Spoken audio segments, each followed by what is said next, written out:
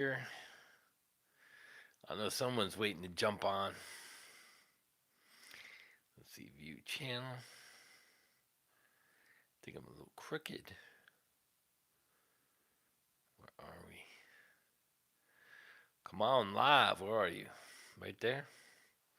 Let's check it out. Check it out.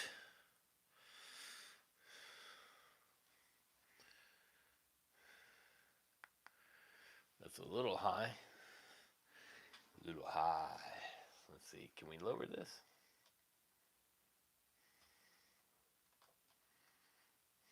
Check.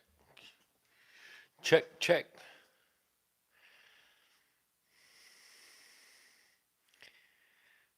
It's a little high. Let me see.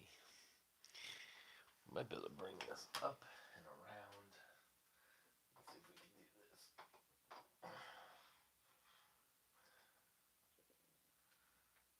Maybe like that. Like this.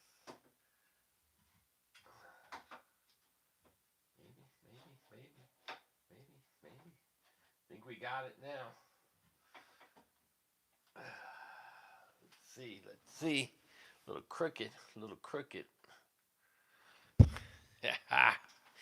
What's up, Michael? Trying to adjust everything. I had to record earlier, and everything got moved. So, what's going on? Anything good? Put me on there. 6 watching already. Jesus, I ain't even on yet. 6 watching. Oh man, I missed the spot when I shaved. Wonderful. I shave in the shower. I missed that. Maybe I'll grow a soul patch. Let's see. Let's check the sound. See if we got some sound going.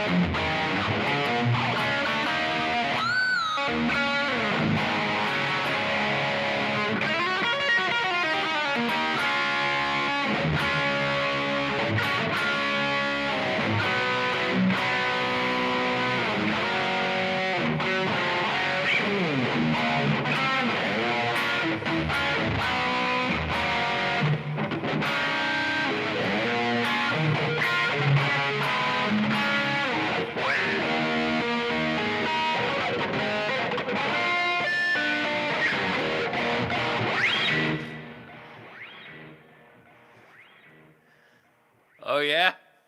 Soul patch? What's up, Mark? I used to have one.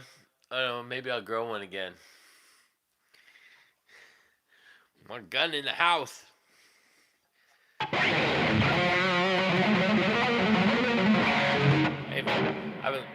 I haven't got the play in a couple days. Ooh, my fingers, they're stiff.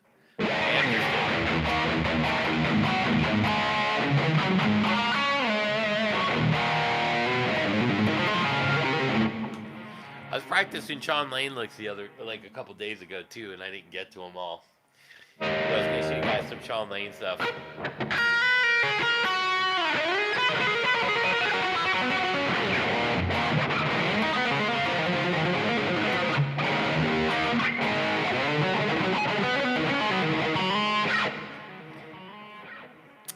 So, what's up, everybody? Hope you guys had a good weekend. We did, what else did happen? I had to comment on Serge's page. He was talking about chillers and influencers. And here he is, the guy that chills his own lessons. Fucking dumbass. It baffles me. You know what I realized? So I got into what's up, Mr. Night Owl? this kid came up in my feed on my thing. His name's Jordan Steele. He's a pretty good guitar player. Another wannabe Joe Bonamassa, dresses like him and stuff. You know, the suits and stuff. And it says my touring rig. So I look him up and there's no tour dates. So I go back on his page and I go, "Oh, you just watched it?" Yeah, he shills himself and he doesn't even know it. And he doesn't even have a teaching degree. It's unbelievable. Um, and I agree. I agree what you said about Glenn. You know, Glenn has a pretty good channel. Some of the stuff, hey, what's up, fur dog? But some of it can get overbearing. But I have respect for Glenn in that he's not trying to teach guitar. He's not trying to teach anything like that. He does shill a lot, but whatever, you know. But I go on this Jordan Steele's page, right? And so I go, hey, bro, I looked you up. I don't see any tour dates. What? So he's like, oh, my bad. And he's like, he plays for Blake Whiten. I don't know the kid's name. He's 20 years old. And I go, oh, the Instagram kid, the Rolling Stone song. And here he is. He's a hired gun, and he gets cocky with me. So I don't say nothing right away. You know what I mean? And then what happened was I go and I watch some live videos of the tour because he was just down here. I didn't know he was playing with Morgan Wallen. And I said, hey, tell Morgan Smiley said hi. And he hasn't answered back. But I said, you know, maybe next time promote, you know, the band that you're playing for or the artist or something. And then I went on this kid's page. He's 20 years old. And I look at back some of the older videos, and he did his first festival or something a year ago, his first gig. And I go, I can't believe that they're taking an Instagram kid or somebody that went viral and putting him in an arena within the first year without building him up there. And you can tell he's like a deer in the headlights. He's not smiling. He's not interacting with the band. He's lost. And this is how they will make kids fail. It's unbelievable that you wouldn't help this kid and build him up to that level because he's already starting to slip from the Rolling Stone song. If you look at his new tracks, they're at 34K, 100K, where his other one hit 1 million. I mean, it's unbelievable how they're going to take somebody, put him at the pinnacle of success, and he doesn't know what to do. And so I offered my advice. I said, hey, man, I'm going to give you some advice. Interact with the crowd because they're not just there to hear you, they're there to see you. Put on a show, act like you're having a fucking great time, smile and interact with the band. Because the other thing I did is I watched Pete Thorne with Satriani and Vi. There's a huge fucking disconnect on stage. Huge. It doesn't even sound good to me, and I was like, what the fuck is going on with these bands and stuff? There's no show. Satriani is looking around. He's the pro. Pete Thorne's just all over the fucking place, and he's not even really a part of the show. He's a fucking nobody. No one knows who the fuck he is. And then you got Satriani, who's not even interacting. He's too busy always looking at his fretboard. And Joe's constantly looking at him. I'm like, this is so fucking weird to me how there was like no fucking rehearsal. No one saying, hey, man, you know, it's not the crowd, it's you. Unbelievable, right? And then, so this kid Jordan Steele got a little cocky. So, he hasn't said nothing back. So we'll see. I said, oh, I didn't know they were putting Instagram and social media guitar players together. I'd play you a song. I have it in my phone. I did a song about social media guitar players. But I won't be able to play it today. So maybe I'll do it in a video. So what's up, everybody? Everybody good? Everybody having a good time for the weekend?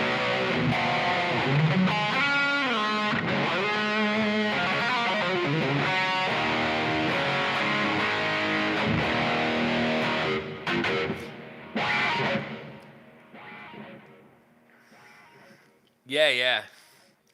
They're like they have no stage experience. Nobody, I don't know. No one's gonna say like I can't believe. And here's Vi to play with David Lee Roth, one of the biggest mouths in town. You know, you would think that everybody gets the whole fucking drift of that. What's up, Paul? Everybody would get the drift of what's going on. I was just telling a story about this Jordan Steele kid who's playing with this Blake Whiten, and I watched them live, and they sucked. They really did. It's a shame. They're throwing these 20-year-olds with no fucking experience on the stage. By the way, let me go back to here. I redid my the EVH thing from the Kemper.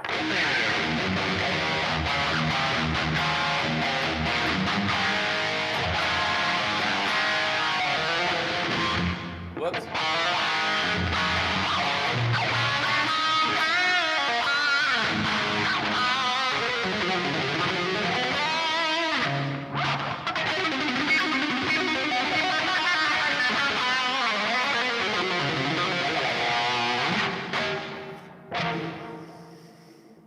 Yeah, you would think Vi and Satch would know better. Like you said, you know, those are like two of the biggest names in guitars around it, especially with Vi. If I was Vi, I'd pull Satriani aside and go, bro, you got to interact with the fucking band and smile and get, you know, people just as much. You got to put on a show. People people don't want to go see an album. They want to see you play and put on a show. It's all about the show. You know, that's the one thing I got to give David Lee Roth. He was a fucking showman. You know, he got corny in his later years, but man, the show. It's like what's that Tim Henson's band, Periphery? They stand on these boxes and they just stand there and play.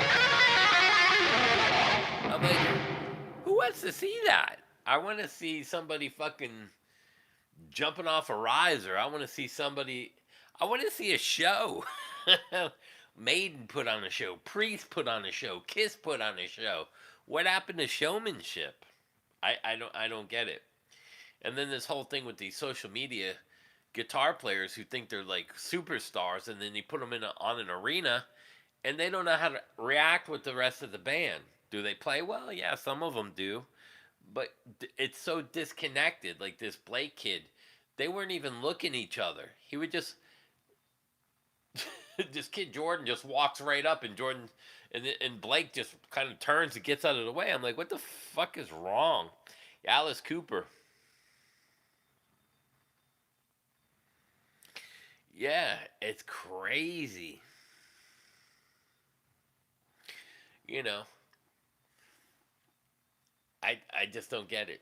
You know, and the other thing that I've been watching too is even on Rhett Scholl's channel, somebody told me about something Rhett did or said. I didn't realize a year ago he said that he would never use a modeler, and then he was shilling that so hard for the Line 6 Stadium. He said he'd never use a modeler, and a year later he's doing the opposite of what he said. But his video views are way down, 34K, 20K, 30K. I didn't realize he took a big hit. So goes to show maybe some of the people, some of that stuff is starting to wear, you know, especially on these YouTube channels. I think people are just fucking sick of it. I think people are sick of the dishonesty. They're sick of hearing the same fucking gear review. There's only a cut. I watch HW for the profiler patches for Kemper because he's really good at it. I also watch the Studio Rats. I don't know if you guys watch the Studio Rats. Um, that guy can fucking play, and he's like I saw he did a guitar today. It was a carbon fiber guitar. I didn't get to watch the whole thing, but man, that fucking guitar sounded good. And he said it was less than $200. What's up, Mechanic Jams? There's some yeah, Ramstein, another fucking great show, man. Ramstein, yeah, the shill factor. Jerry says the shill factor. I loved Ramstein. I'll tell you, I did a birthday party for a huge club owner, and that was his favorite band. And my singer learned it in German, and we played that. I had a guitar player come out that could do synth stuff on a guitar, and we played that. They freaked out.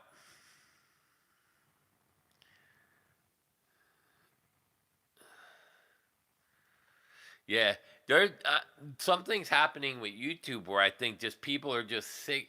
Even Rick Beato's stuff went way down on a lot of his stuff, and same thing, like Bad Brad. And I watched Bad Brad the other day. He's talking about you're never too old. Fuck, 2 weeks ago you told me that I wouldn't be shredding when I'm old. Like, you got to reinvent yourself. That you're, and then he was saying that you can't. I'm like, dude, when you're my age, the record labels are not fucking putting you on an album. Just think, rest in peace, Armageddon. Let's rock. Yeah, the marketability factor of somebody like me is non-existent. Maybe at a guitar clinic or something, but I'm not gonna be a poster boy on a fucking album where 13-year-old girls are buying my fucking t-shirts. You know what I'm saying?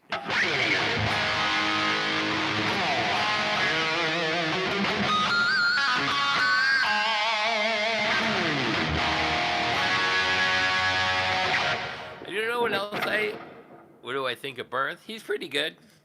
He's a great shredder. He's really good at what he does. He does shill some stuff, but at the same time, he's a big star. Now, the one that I don't get that I like a lot is Ola England. He's got his own guitar company, but he shills other guitars. Ain't that like a conflict of interest? Um, and the other thing? Oh, you watch Studio Rats? The katana. You know what? I just played on the 100-watt katana, the 212 combo, I think it was. That fucking thing sounded really good.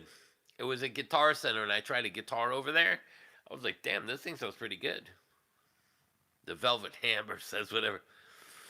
I don't know, dude. He's always reading. I see his eyes. And he's always like looking in this corner. I don't know if you ever notice. And it's never too old to reinvent yourself. It's like somebody's standing there going, no, it's wrong. Yeah, Ola's legit.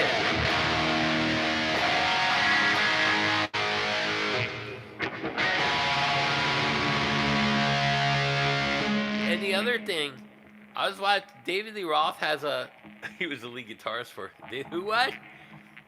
Who was the lead guitar player for David Hasselhoff? Mechanic, who was? Birth or Ola? Bad Brad's a dork. I think he is too. He's so full of shit. He's full of shit. I'm gonna have to. I'm gonna do it. I'll do a video on the lesson or something, and I'll play this song. I wrote a song about social media people, and I didn't know that Van Halen show. Somebody has an old Van Halen show from Fair Warning. The whole show's on YouTube. I don't know if you guys have seen this, but they played Unchained really fast. But the thing that I noticed, Eddie's not using a flanger, and he's no, not even just maybe a little phaser. But when he did Unchained, he wasn't doing. He didn't have no flange on there.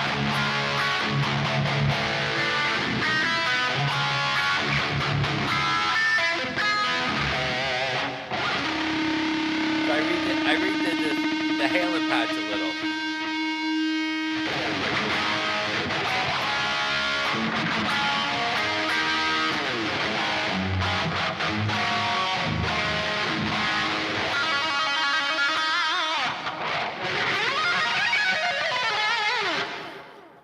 I think it sounds really close now. Berth was the guitar player for Hasselhoff. Holy shit! You wonder if Doug. I wonder if Brad's guitar soloing faces are. I don't, but here, you want to hear something weird too? I saw. Oh my god, you guys, Smoking Tone. It's the chat PGT or BGT, whatever they said when I looked up the Halen. I put a little more saturation and rolled some of the highs and added a little bass.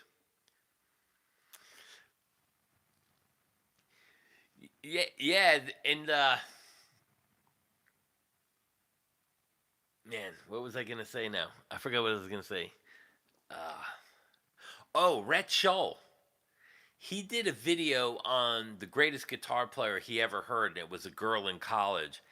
My kid goes, he read what he said, and he's watching Rhett Shull's face, going, I go, what did he fucking go to the Beato School of Face Making? It's fucking, it's so fucking obscene, and he looks like I, I wanted to punch my screen. It was just, it was that big of a copycat. Ooh, ah, ooh. It's like, what the fuck is wrong with you two? And then, and my kid goes, he looks at me and goes, she sucks. I go, she's not very good. I wouldn't say she sucks. And I was like, what the fuck is going on? Is there something in the water?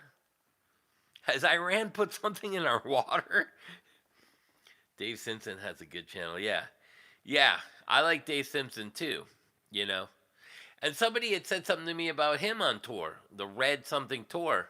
And I go, tour? And I look at one of the shows. It's like a fucking 5 foot by 5 stage. I'm like, what the fuck is that? They're like all cramped together on the thing. I do like Dave Simpson though, you know. And the weird thing is, he was bringing out his little Marshall, like a DSL 40.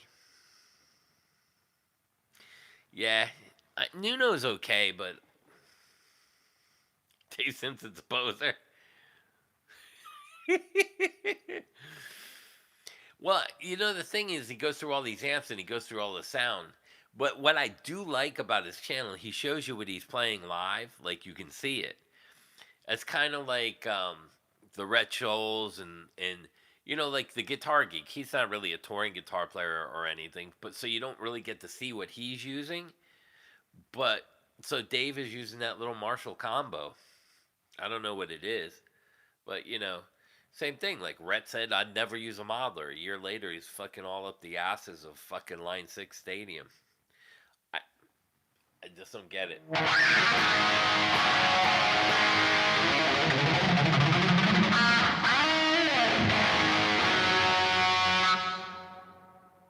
Even I took.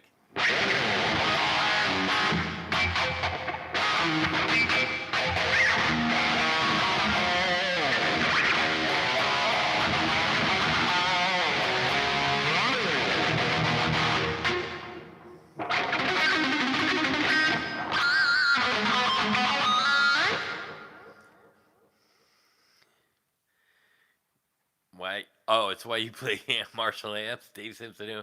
He's like an English guy. He goes through like all these amps and stuff, and he does like a lot of stuff, and he's like a gear nut. You know.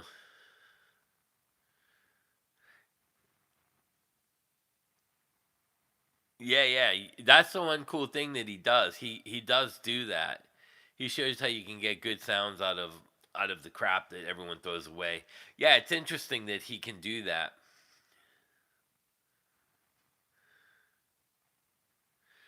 Why I unhooked all the pedals I had set up in my Dave has no edits, just plays what you see. Yeah, that's the other thing. He does like simple videos. He's not one of these big edit guys. That I like too. You know, like the Surge video. You know, guys, I buy all my gear in here and this and that and the shilling. Yeah, but then you shill your fucking guitar lessons and you're not a qualified instructor. You get no degree in music, no degree in teaching, and then you're going to say, well, I wrote a book on the theory. Well, my kid wrote a book on theory too. He's 10. Doesn't mean that he's credited to be able to do that. Fucking stupid shit, man. It's unbelievable.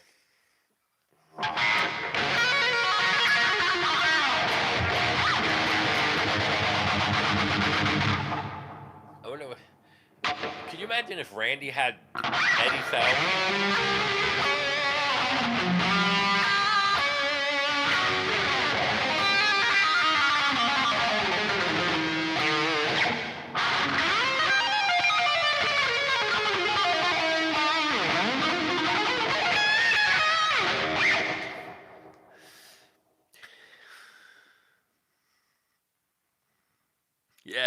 She's my roommate.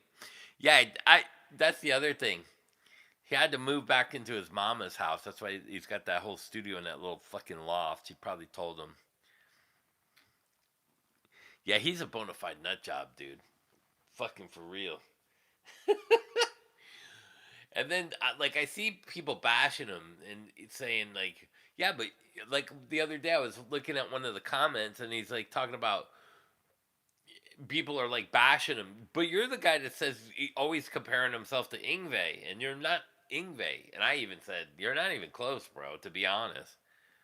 You know, just because you can fucking do, like, little shitty arpeggios, you know, the little, you know, where you're going.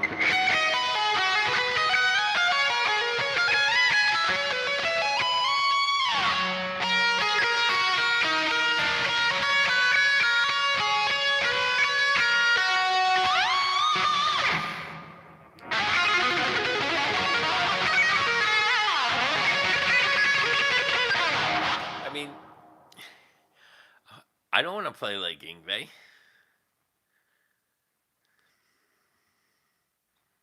Yeah, it's crazy. You know, and then like the other thing, I keep seeing Andy Wood. What was he getting the ZZ Top tone, getting the Eric Johnson tone? How about getting your own fucking tone, bro? It's like Strat Marshall. Yeah, Strat Marshall's badass. If I was to say anybody on this planet that can play like Ingve, it's Strat Marshall. That fucking guy can nail him to the fucking T, man. That guy's good with the Ingve shit. I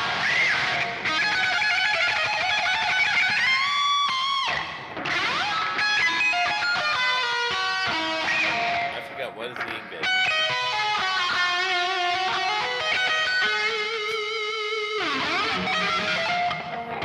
Let me think about this.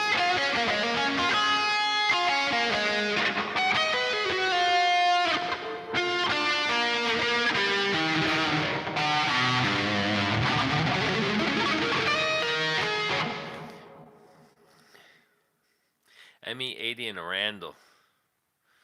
Yeah. Let me put my regular patch on.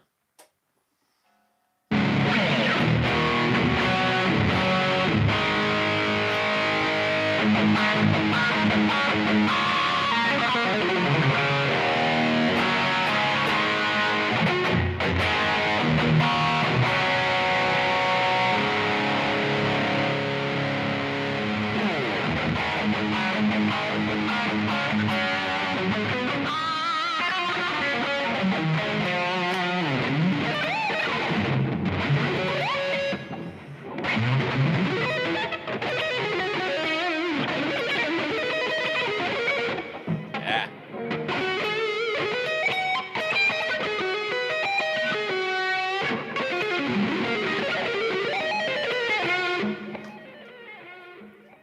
I forgot a lot of the Ingve stuff. I just remember not playing that stuff.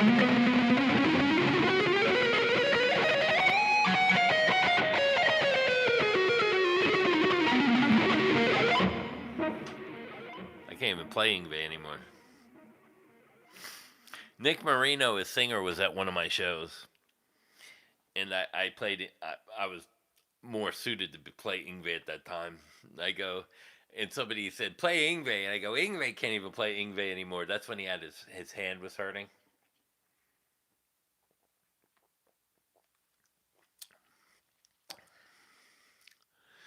No, Serge wouldn't be able to do. He don't have. Yeah, he can't play that. His series making fun of us. That was. Yeah, yeah. Like some of the arpeggiated stuff. Like.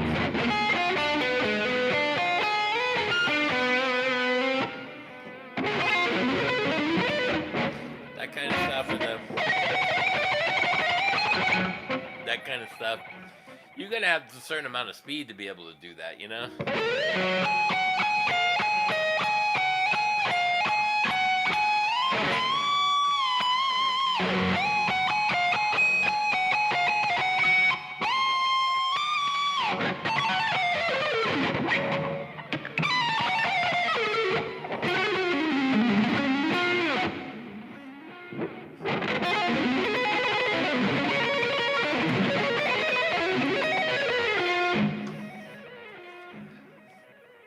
Even I can't play it anymore.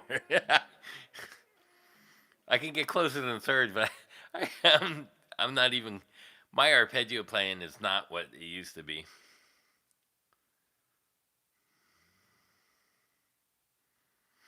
No, they don't know how to improvise. They can do all the licks. They don't know how to put it all together.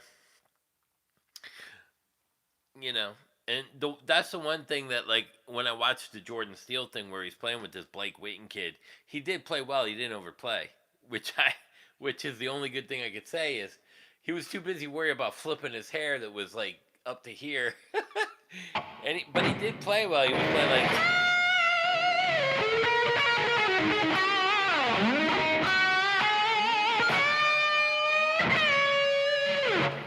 And that was like his whole solo.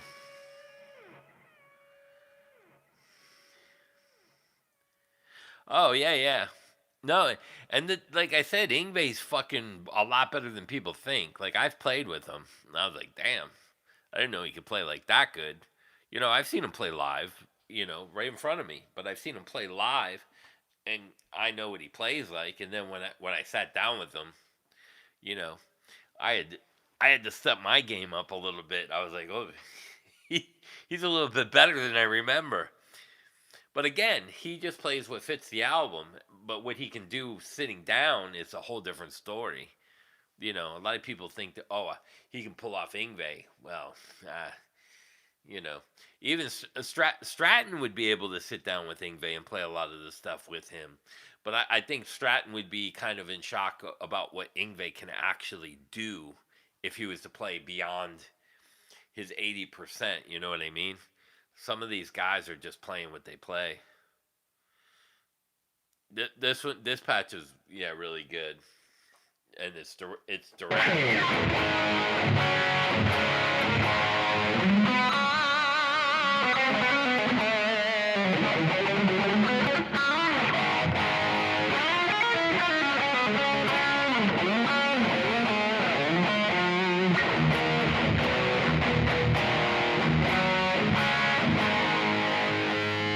Like it could be a little brighter to me.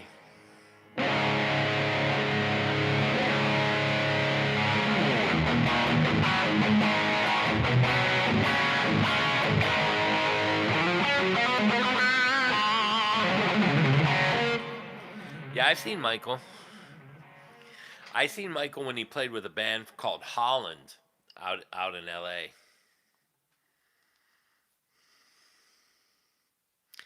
Yeah, same. Again, here's what I watched about 10 different videos from the 3 different live shows, and this is all I saw.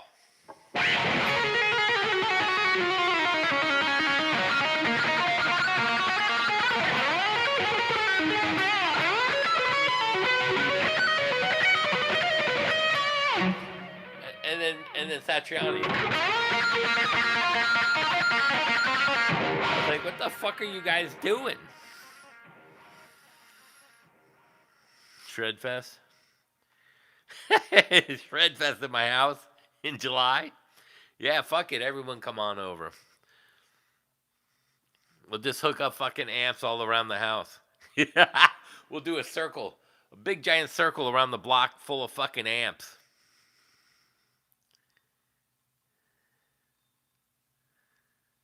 Yeah.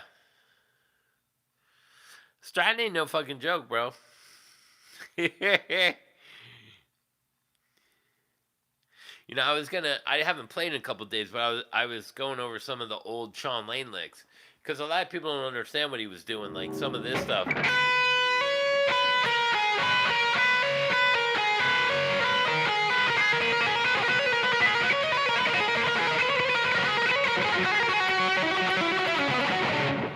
So he's using a lot of open strings with a pivot note. It's a weird thing, but I don't have the speed to do it right now. But yeah, some of the, you know what else I was gonna tell you guys too? When I was showing the secret sauce stuff with the 145, the G major, the C, and the D. Always remember, in G major, What are your minors? A, B, right? So when you start looking at these other two minors, if you think of them as relative minor to the major, there's a B major. I mean C major. And then your B is your D major.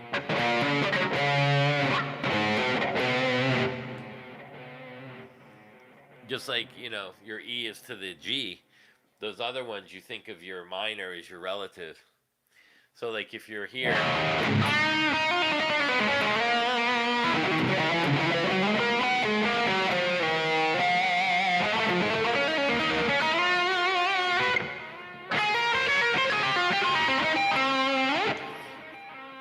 just so you guys know, because I left that part out.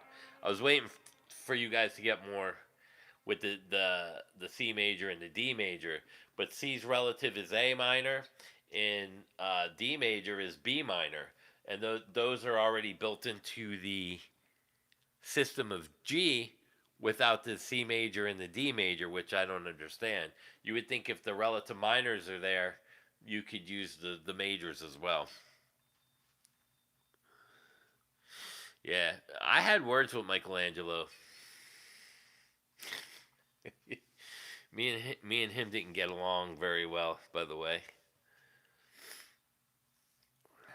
Michelangelo, M-A-B. It didn't go on long though. And then I heard that he was in fucking uh, what's the band? I can't remember the band. I think the boss just died from that band too. Donnie Hamzig and Kenny Ryan Earl. Who did fucking Michelangelo join?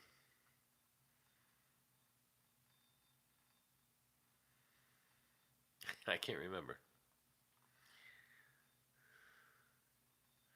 Yeah, MAB has. Yeah, Michelangelo has a degree.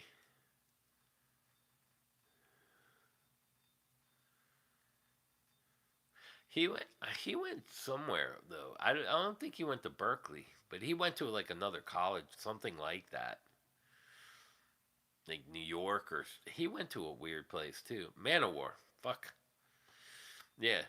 So I know that both the drummers from Manowar, Donnie lives down the street from me. The two guys. It figures he joins the fucking band, and I know two of the that I one I played with, and Kenny lives up near my dad.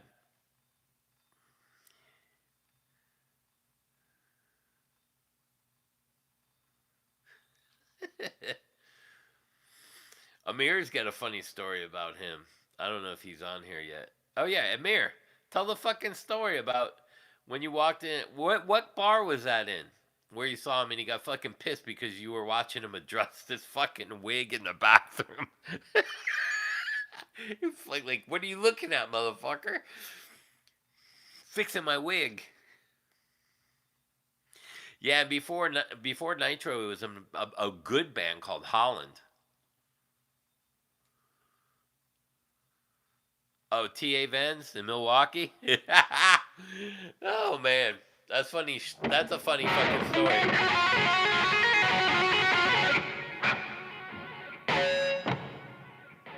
Yeah, the no cover show, Music is a Win. Yeah. Yeah. That I don't know what to think of that show yet. And that guy, the Music is a Win guy's got a degree. Tell your wife I said hi as well. He's self-conscious about his wig. Mechanic, what's your wife's name? Not her last name, just her first name.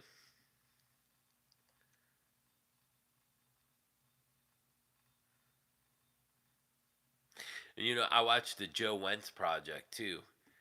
He's pretty cool. I like that guy a lot. He made me fucking laugh. Hey, Sarah. Everyone say hi to Sarah. Sarah smiles. That show sucks. The Music is a Win, or the other one he has.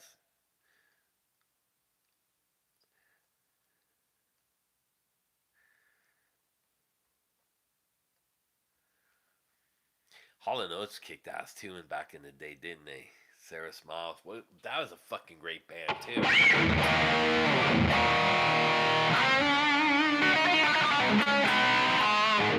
Oh, the backstage or whatever that fucking thing's called.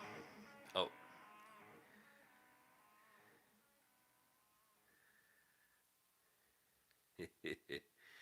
And then I got in a conversation with Phil McKnight, which was interesting. Um, and I was talking about how the Sur guitars had like a 57% loss. He ended up doing like a 25 minute thing on that because then he went back and he started pulling up data about it, like Tom Anderson, how many guitars were being resold, and the Surs and how many, and he was saying about how, but the Kiesel had the least of the big ones. Oh yeah, hit after hit, yeah, for sure, man. She's a rich girl, gone too far, you know it doesn't matter anyway. You can, man.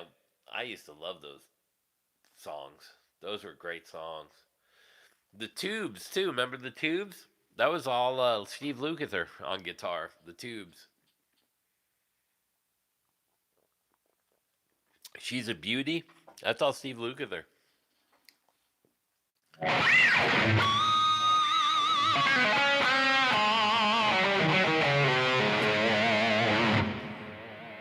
Who else was I watching? The Fix. I was watching The Fix too. Like just like in the last 5 years. Man, they still sound good too. The Fix.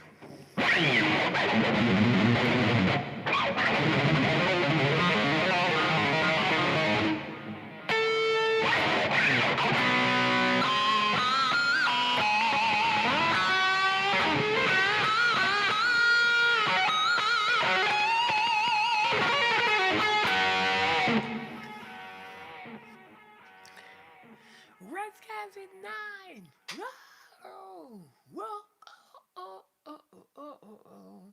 Man, there were some fucking great bands in all the different genres back in the 80s. I miss the fucking 80s. What the fuck happened to music?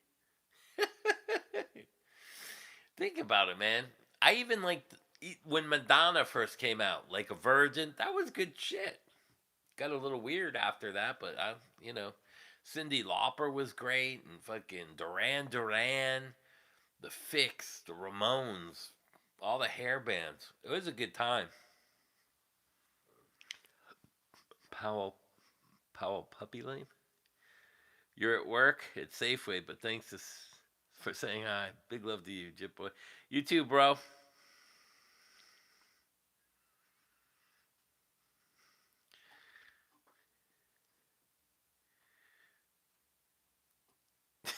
You should do your own spin-off show. Call it Surgeon Andy or Kay. Oh my god. Music died after 95. The Fix. They did One Thing Leads to Another, which is one of my favorite songs, in Red Skies at Night. Talking in My Sleep. No, that was the Romantics. Remember Diesel, Solito, Summer Nights? Diesel? I don't think I remember them. Dun, dun, dun, dun. Man, how's that go? How's the Romantics go? Talking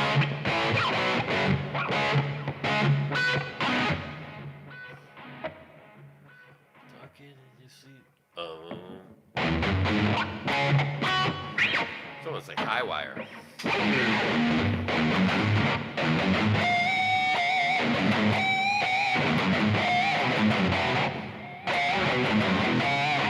How's that go?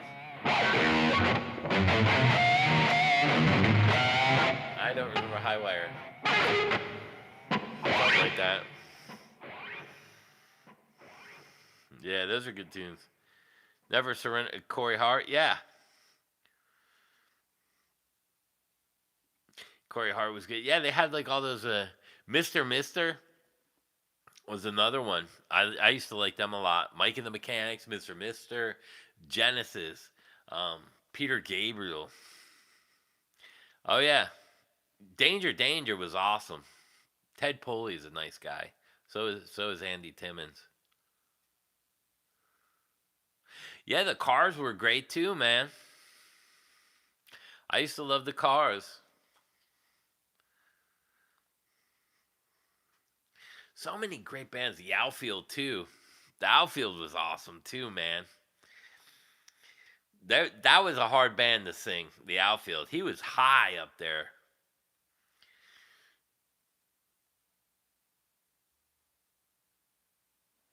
I love the rare tune. I'm a fighter, Van Zant. Yeah. New girl now.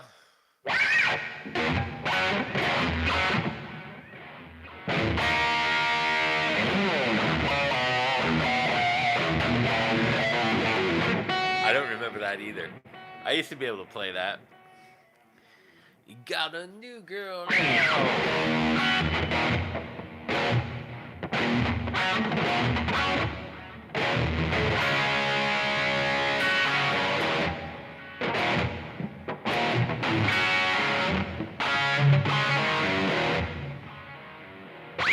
Something like that. Elliot Easton, yeah. Somebody's selling one of his guitars in my area. I want a lot of fucking money. Yeah, what was the name of that song? Simple Minds? Don't you?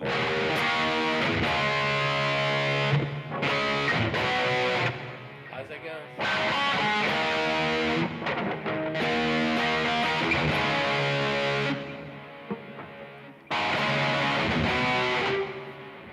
Don't you forget about me.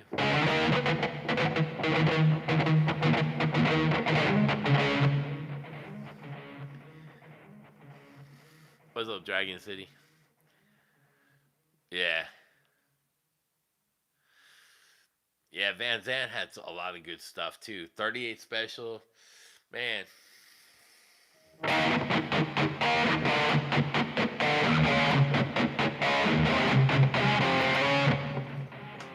All those bands. They had some good REO Speedwagon.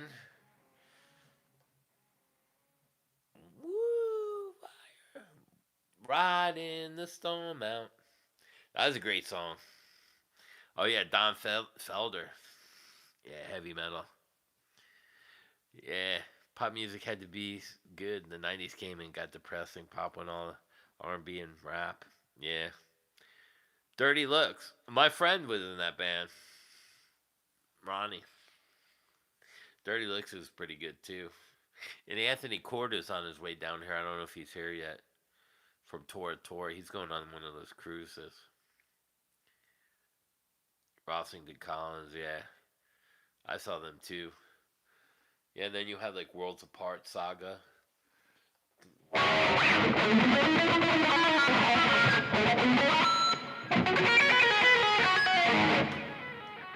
There were so many good fucking bands. Who was the other one too? Not Simple Minds. Tears for Fears. That was a great one. Everybody Rules the World or something like that. Everybody wanted to play that song. Good stuff. Good stuff. Yeah, and then you had all those bands. You know, you had, man, even like in the early '80s, like the Def Leopards and stuff. You know, with the man,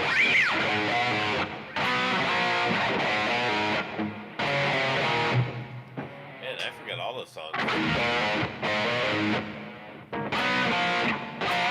Oh yeah.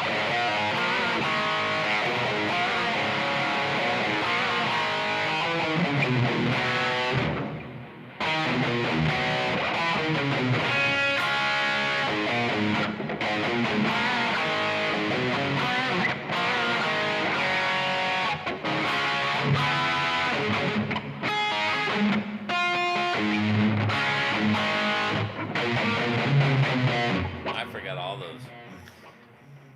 Kicks was great. Yeah, Duran Duran too. Aaliyah, that was a good one too. Yeah, you had all those bands like Donnie Iris, and then you had Red Rider, Children of the Sun. That was a great song too. Children of the Sun. Oh man.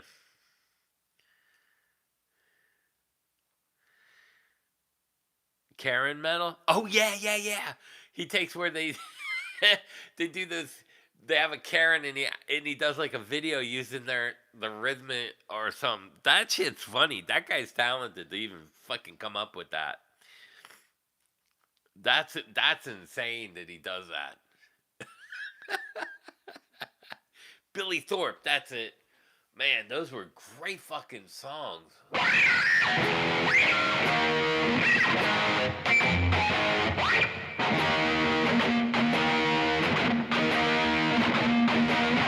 Loverboy.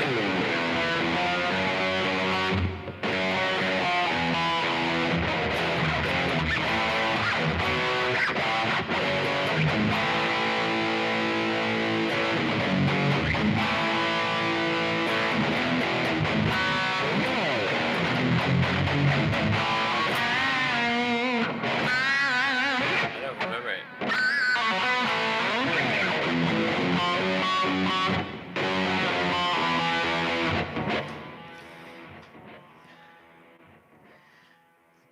Is it D? Yeah. Starting to show our age. The lesbian bands have good songs.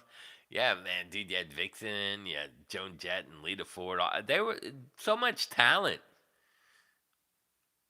The rapper from Donnie Iris, the rapper, man. Oh yeah, yeah. I remember that one. And then you had those like one-offs, wrecked up like a deuce, like a rumor in the night. All those 70s going into the 80s. That was all great stuff.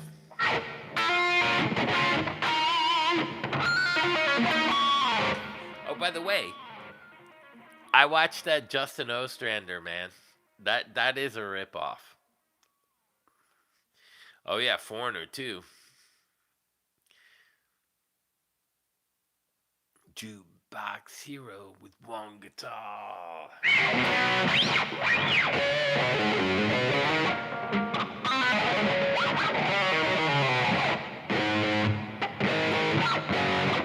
What was how did is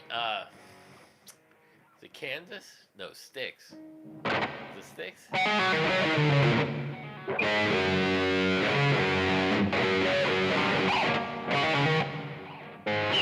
Man, I forget. Oh yeah, 10cc. I'm not in love. April Wine. Yeah. That's a great song too. That's like just three or four chords, like a D, G, and maybe four. That's a great song too. Yeah, and then those crossover kind of bands like the Y&T into the rock into the hair metal, like Mean Streak, and then some of the older Y&T. There was a lot of bands like were right on that edge. Def Leppard was really kind of heavy, rock. What was the one with that guitar on the truck? On Through the Night, and then they came out with their bigger album, and then the Photograph, and then all that. Where did that go to? What was the other one? Let me think.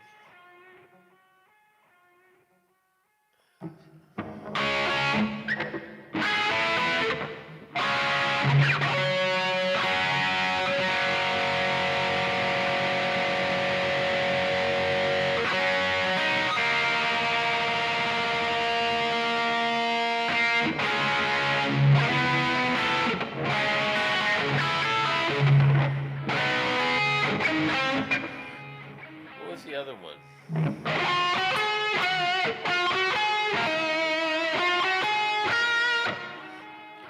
I don't remember that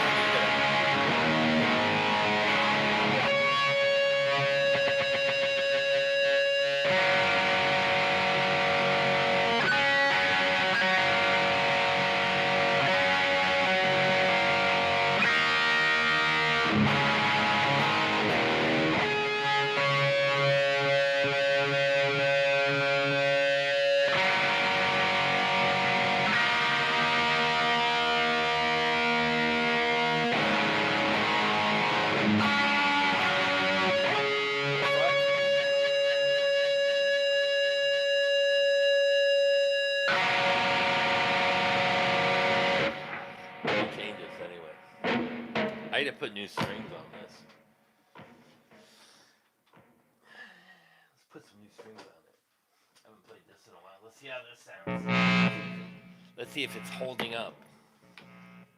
Right. Yeah.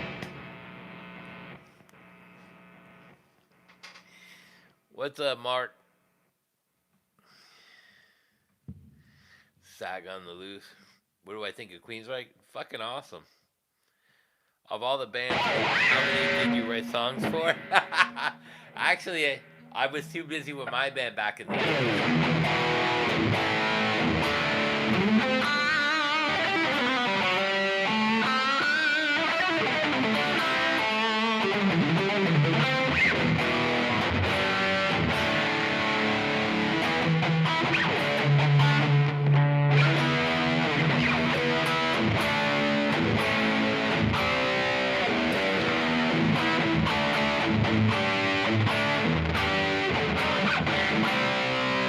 I forgot that one too.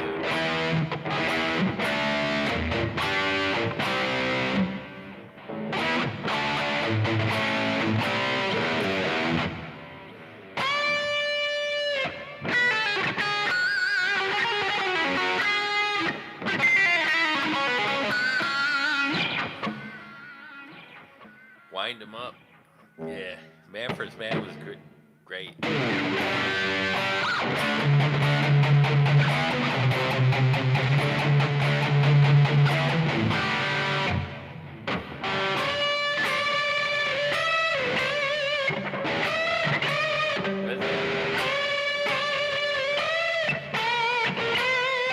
Oh yeah.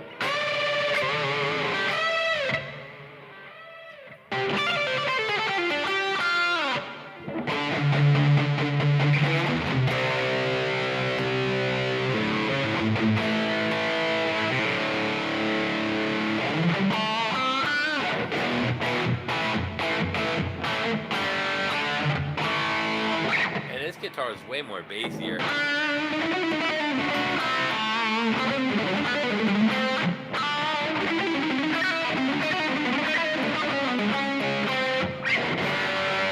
Yeah, Warren was saying.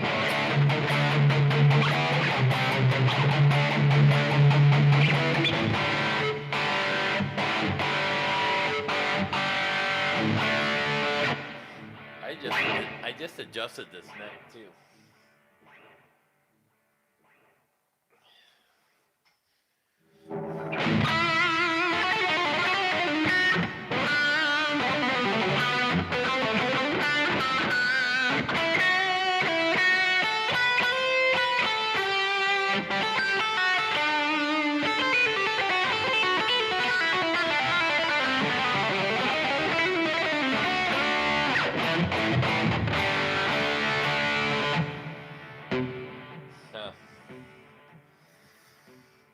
Cream Crossroads. Autograph too. Yeah.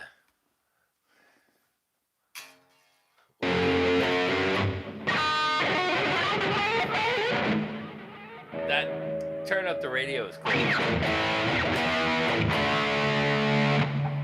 Turn up. I remember that.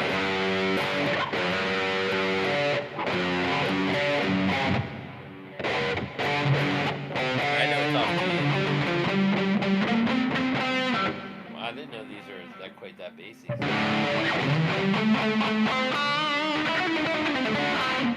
me just see what the EVH compared to the bassiness. Once I popped the tone cap on that completely. I did a couple things while I had some days off. I also sanded my frets on the Jackson on the side.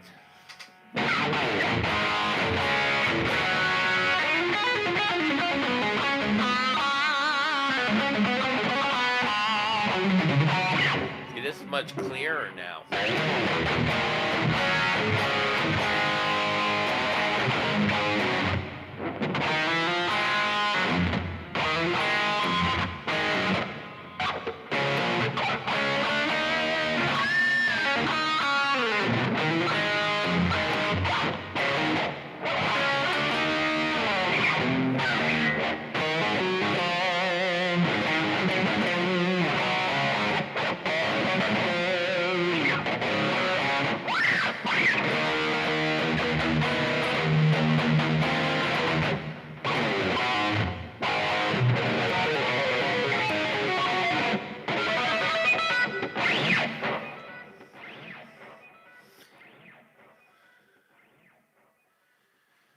Saxon's drummer. Oh, really? Saga's guitar player did that? That's crazy. You started a trio with the Saxon drummer. Crossroads.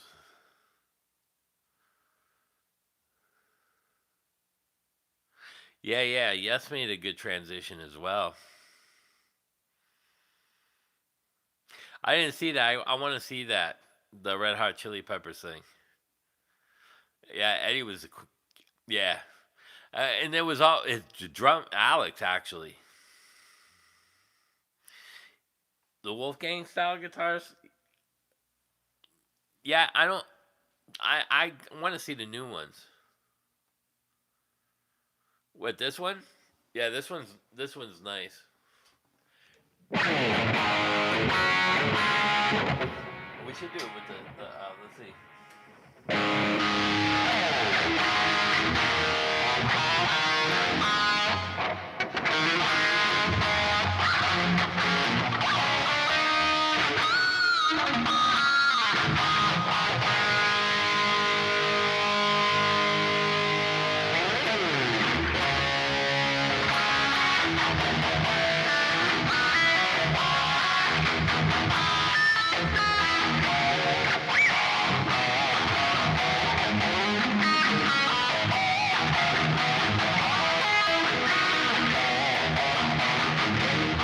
Really should be in drop D.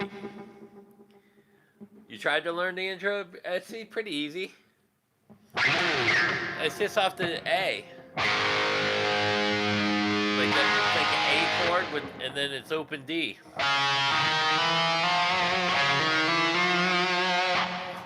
So you go.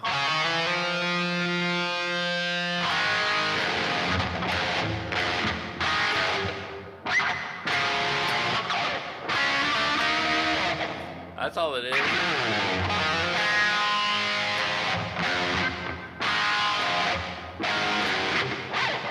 And then I play this. So that's off the 5th and the 4th on the 5. Play here. How do you play it? Let's see.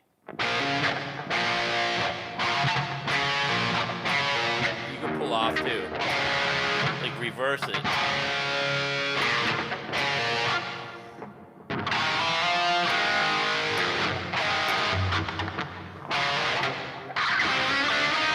can do it that way. I find it DOA. I don't remember that one.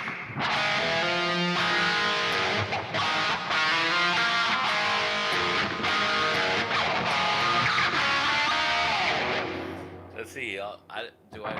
What else do I know?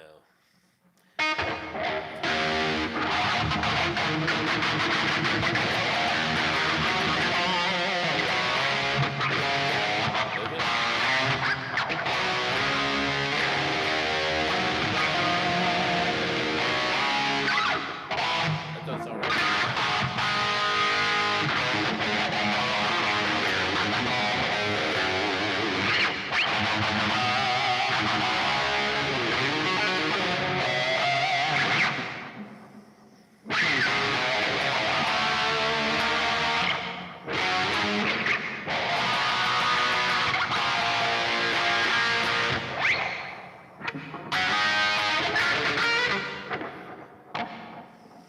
DOA, F sharp.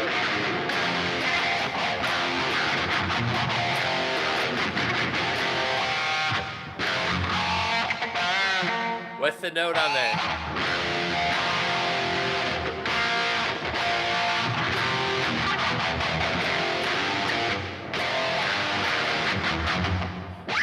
I'd have to go back over that. That's a cool song. Yeah, there's a couple ways to play Beautiful Girls. Yeah, it's an ebony board.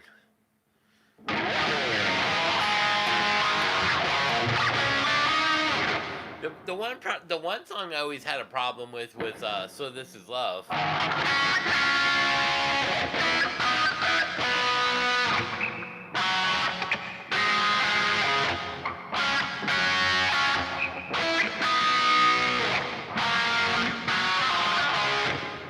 That part.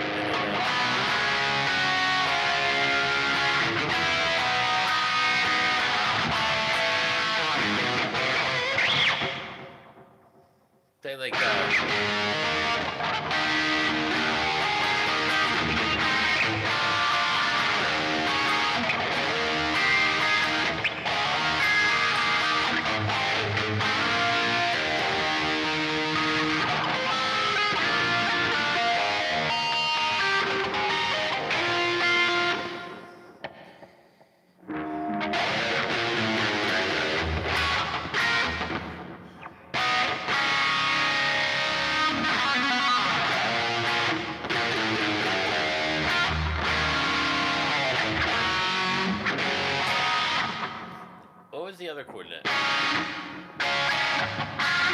think.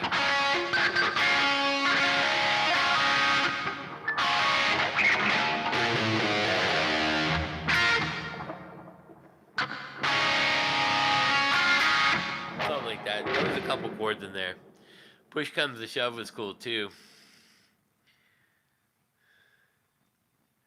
Rough Boy, The Tone by ZZ Top. Yeah, that's a killer song too. I love all the ZZ Top stuff, even when they get commercial. Push Comes to Shove is an awesome song too. Secrets is really good. That Van Halen was. I can't believe. Yeah. I got this from the chat PG or whatever you fucking call it.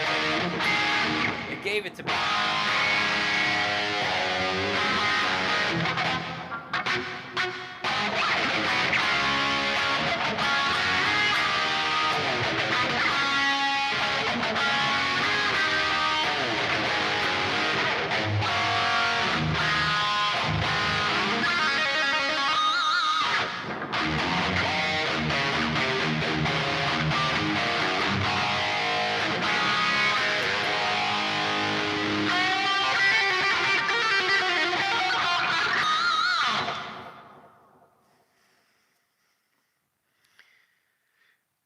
Yeah. Man, they had Hellra what was the Drinking Beer Hellraiser song? That was good. The younger stuff, Lagrange and some of that stuff. And then they just were a great band.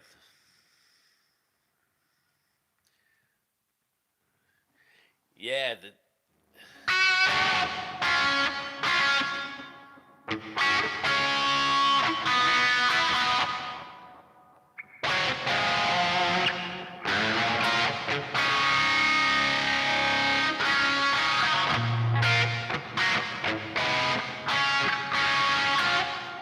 what was the other one too?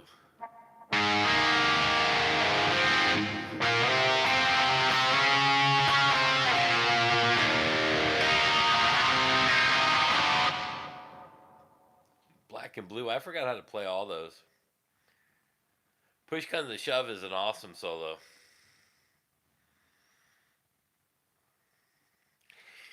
Yeah. That whole Fair Warning album.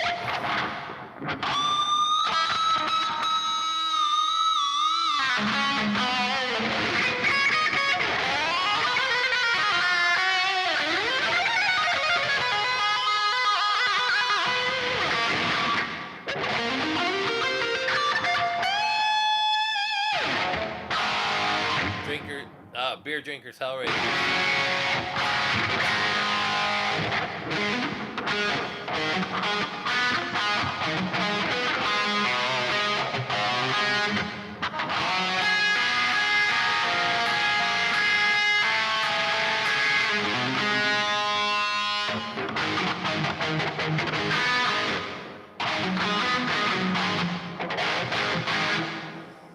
ZZ Top and can you imagine that would have been interesting. Eddie Van Halen with ZZ Top.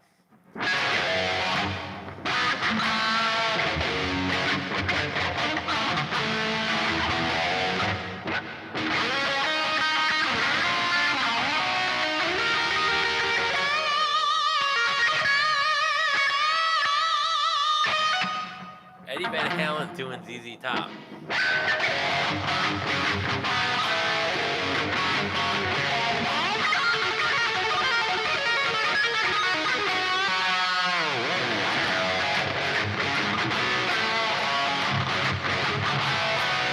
I bet he would have pulled that off because they had a swing.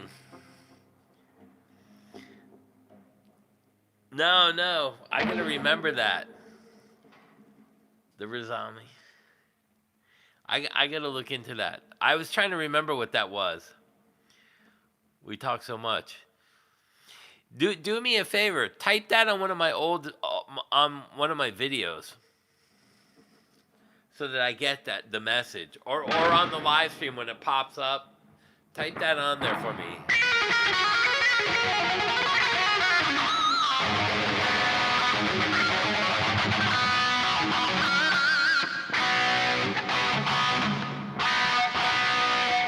Oh, really? They did a lot of ZZ Top? Maybe that's where they got the swing from.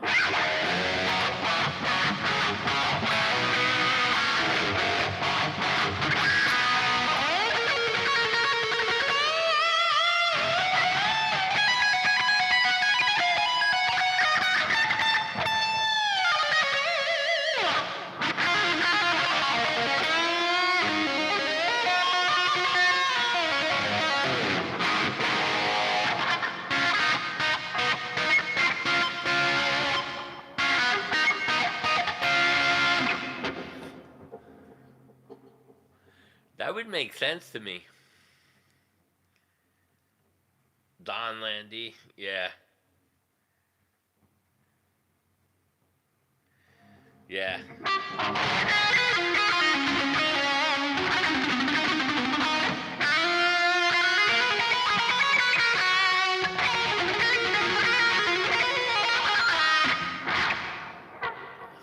Let me see.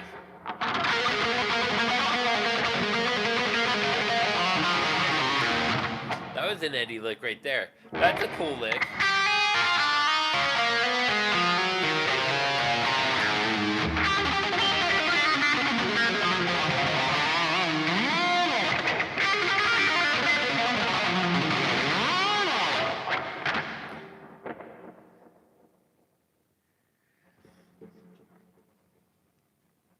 Terry gave you a lot.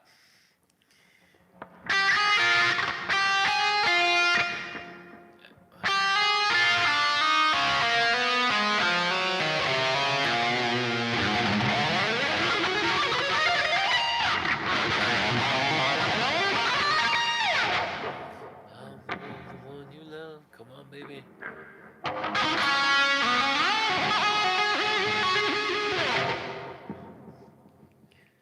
Man, I used to copy the shit out of Eddie when I was young. I forgot a lot.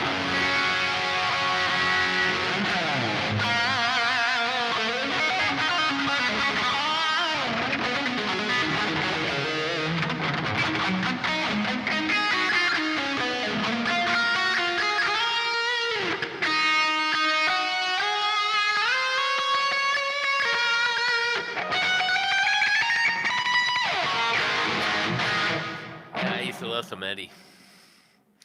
Yeah. Yeah, Vito was a weird guy because it was like Eddie, but it was different.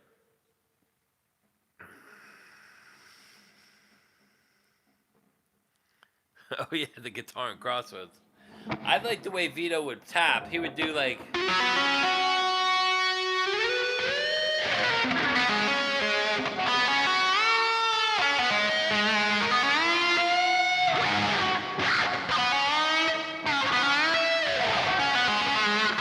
he would slide up and hold stuff.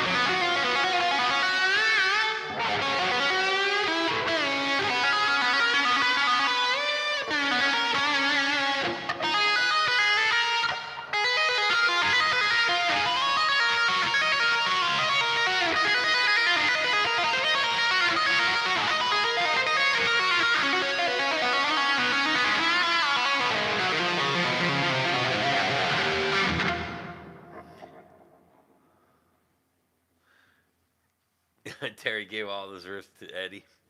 Yeah. Yeah, yeah. Buddy Rich, all the Gene Krupa. Those are the guys in, what's his name? The Alex liked.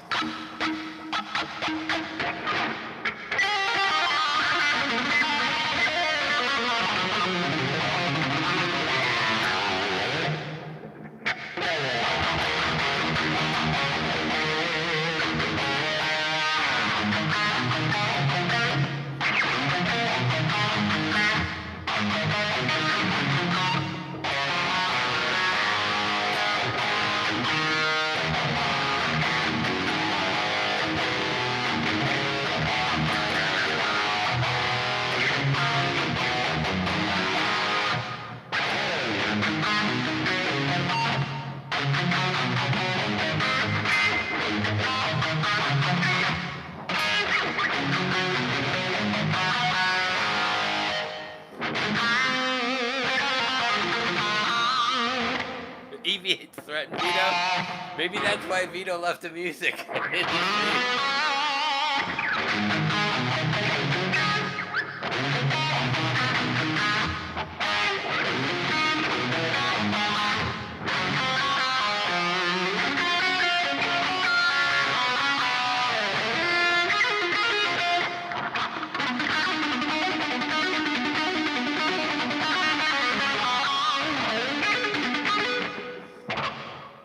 I could hear Vito in there too. The guitarologist can shred. If there was no Bad Brad, there'd be no Eddie. Yeah. Because Bad Brad started everything in the 80s, didn't he? There'd be no Nuno either.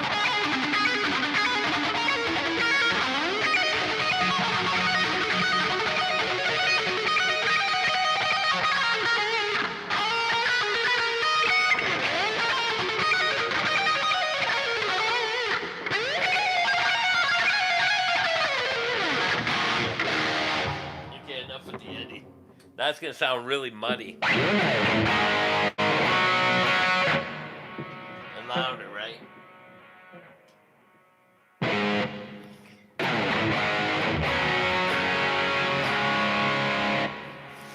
Britney Spears almost killed Fred Durst, too.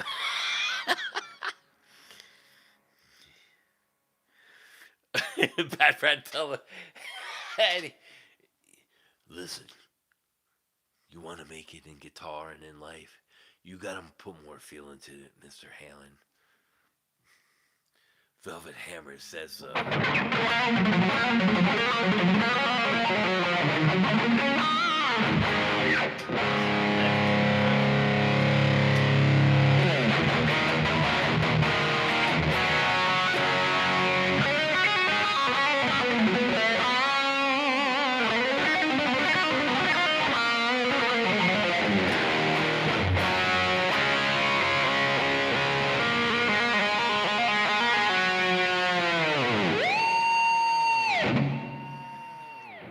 EVH equals Velvet Hammer.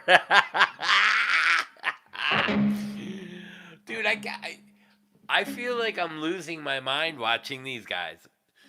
You're too old to shred. You gotta reinvent yourself. You're never too old. The fuck are you saying? I don't know if I should shit or get off the toilet. What are you telling me, Brad?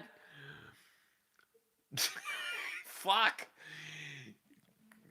You can have kids, but you shouldn't have kids if you want a career. But if you have a career and you have kids, they can polish your guitars and put your strings on. What are you saying?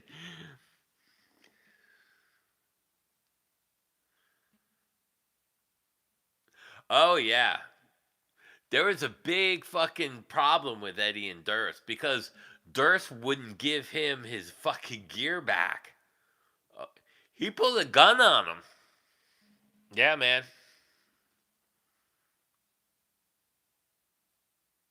Yeah, Brad Gillis sounded great on Speak of the Devil. That's a true story. Eddie was jamming with Fred Durst. I don't know what the fuck he was thinking or what even was happening. But he left his gear there and went back to get it. And it took him a long time to get his gear, and he actually pulled a gun on him. That's a crazy story. Not a lot of people know that. How did you know that? Did that ever come out in the news? I didn't think no one knew about that. I almost forgot about that story.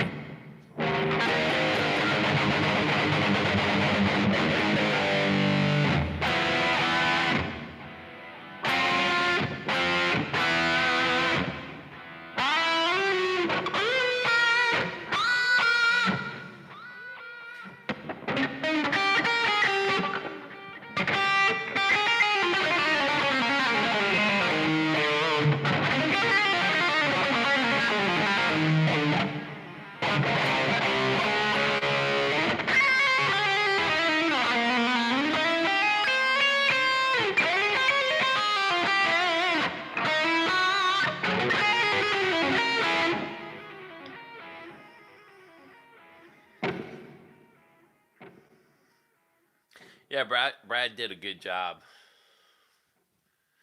with the Ozzy thing.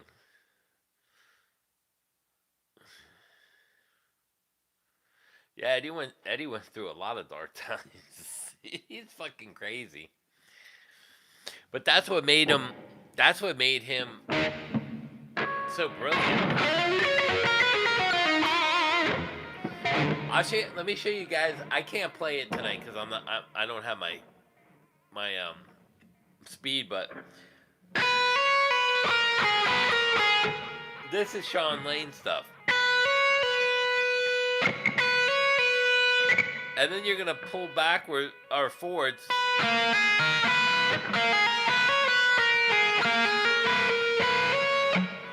So you play forward and backwards on a string open. And this. That's how he made it sound really fast, but you would hear those open strings in there.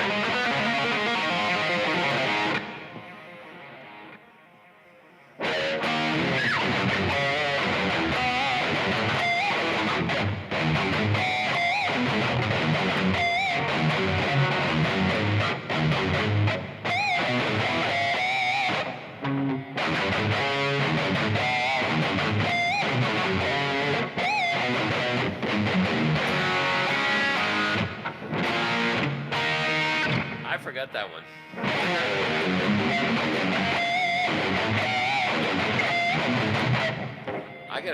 That's a great song too. Can't Beat Free. Yeah, Free was great too. I loved a lot of the Jake and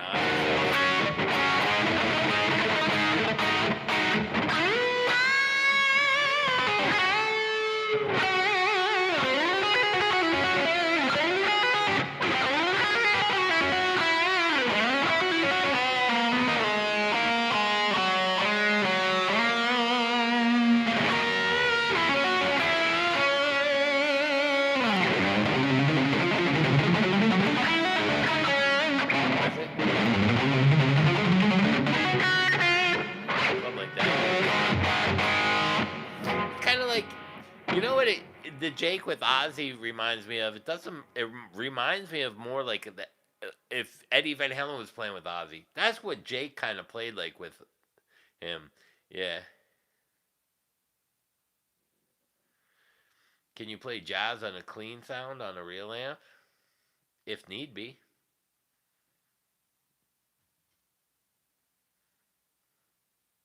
Jazz? Yeah, sure.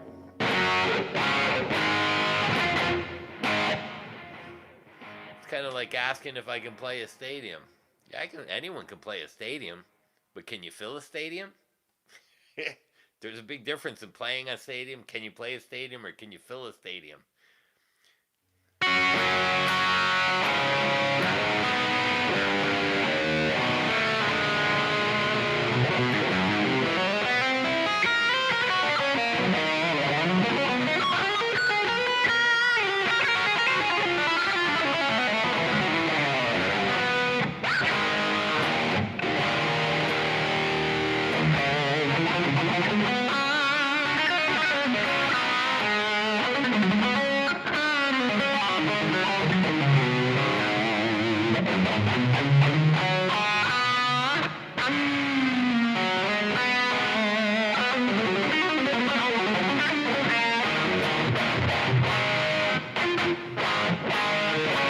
I think Jake with Badlands was better. I don't know, the Ozzy stuff was pretty good though. The problem with jazz is it doesn't sell. Yeah, well, there you go, Dragon. You answered the question. If you want to be a great known virtuoso, play fucking jazz, like a Holsworth or Philip Souse or um, one of those jazz guys. But no one's gonna fucking remember you. I own a lot of tube amps. There's one right there. Using Kettner core blade. I get 3 or 4 of those. There's a switchblade in there. I got my AC30s in my closet.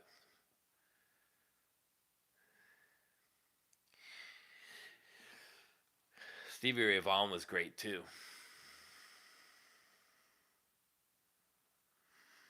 Tube amps are dying, by the way. That's only upheld. See, here's the problem with tube amps that a lot of people don't understand because they don't tour all over the world. When I took my tube amps over to like Sweden and Denmark, where the air quality was thinner, your tubes are vacuum sealed, a vacuum sealed tube. And when you go into higher altitudes, even in Vegas, those tubes lose the fucking sound. They're not consistent. That's why big touring bands have all switched to Fractal and Kemper. It's more consistent with solid state amps. That's why tube amps are not used as much anymore because there's better alternatives. And everything gets processed digital anyway.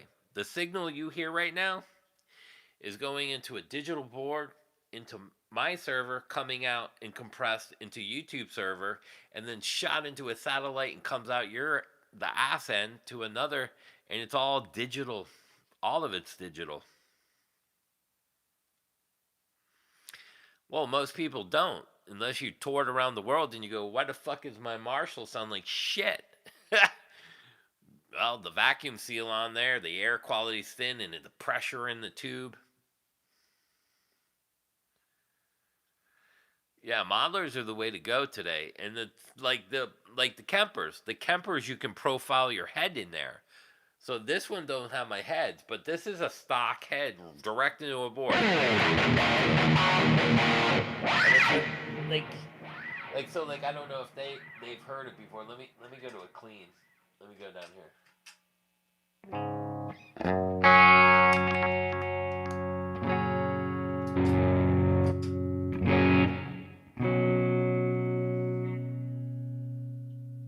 Let me roll some more gain up.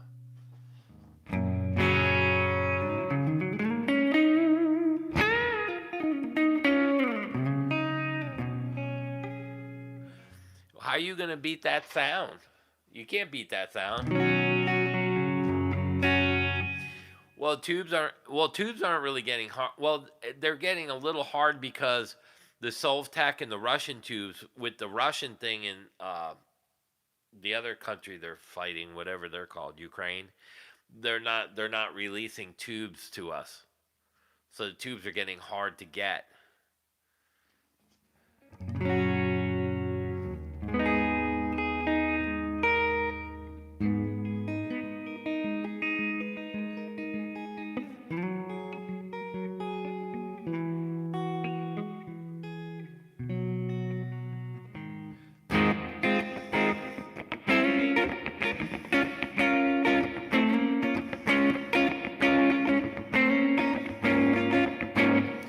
That's hard to beat. And this is an EVH metal guitar.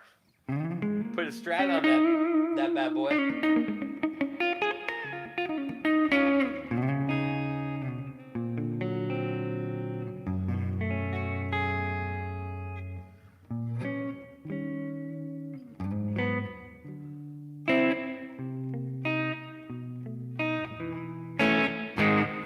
I mean, it's hard to beat. The Ingles, yeah. I like the 535 preamps. The Ingle preamps.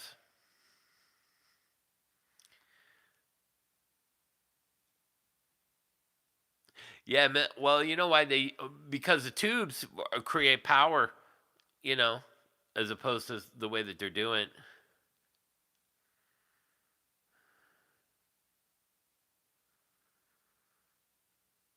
You can't get a modeler to sound good. My other one that I use a VHT power amp. So I run a cab with it. But if your power amp goes in, now you got presets. You don't even need a backup. Now you can put presets so you can take the cabs off. This is with the cab off. It'll probably sound better.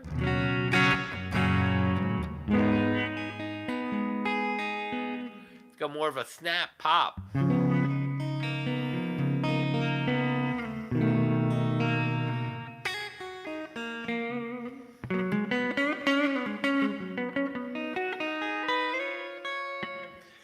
But if you're playing rock and you run that into a cab, you won't hear the difference.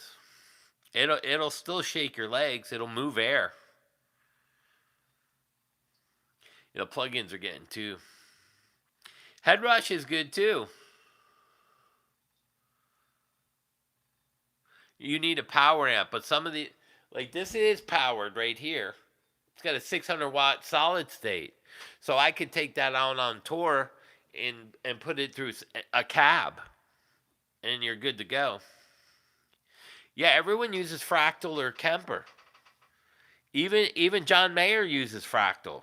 A lot of people don't know that. They talk about his amps and they talk about pedals, but his main part of his rig is a Fractal FM9. Look at Fractal artists, and you'll shit how many jazz and blues guys are using them.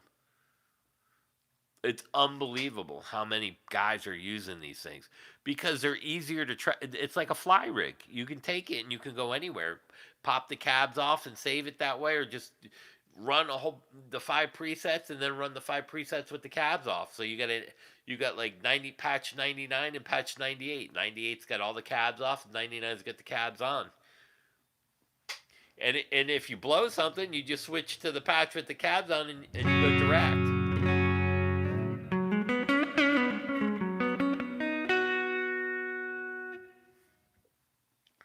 Metallica has been using Fractal for years, yeah, with the Matrix amps. Matrix went out of business. Can you plug a Kemper? Yeah, Metallica's been. If you played in a situation and just told people it was an amp, they would believe you. Yeah. Yeah. So my Kemper over there has my TSL60 head, my JCM 800 head. It's got my Hughes and Kettner and my AC30 head in there.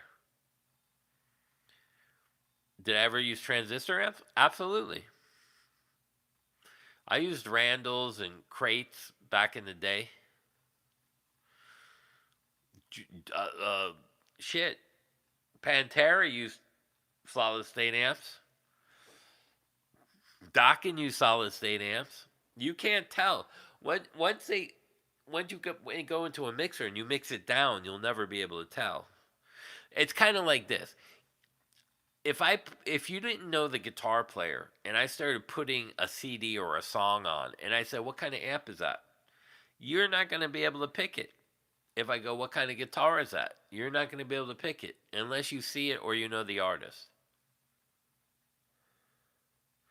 Yeah, I used when I did the Sabbath thing, opening up, I used a 15 watt EVH Stealth with my Fractal. And the guitar player goes, what the fuck are you playing through? I'm listening in the green room, and I see you're using the 15 watt. He goes, are you running through those? I go, yeah, but into a cab. I said, but I have Fractal.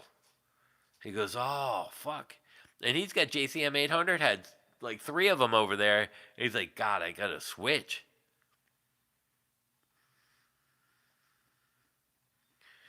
Yeah, those little, if you're gigging, the little 20 watt tube heads, I would recommend this EVH Stealth heads. Those little lunchbox heads are great. You can get 2 of them on the cab with a Fractal. The Gorilla amps, yeah, those were badass. Those were loud, man. Those little baby Gorilla amps.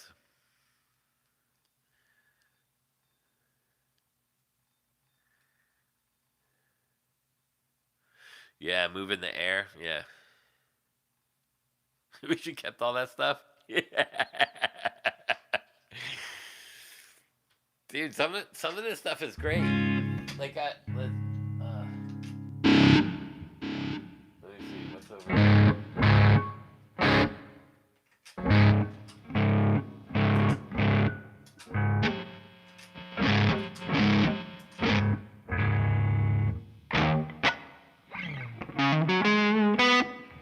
That's like stock patches. This isn't the performance.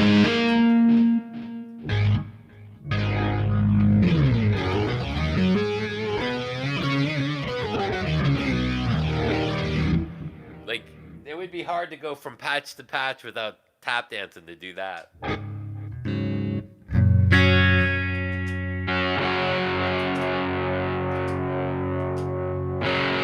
there's nothing up there.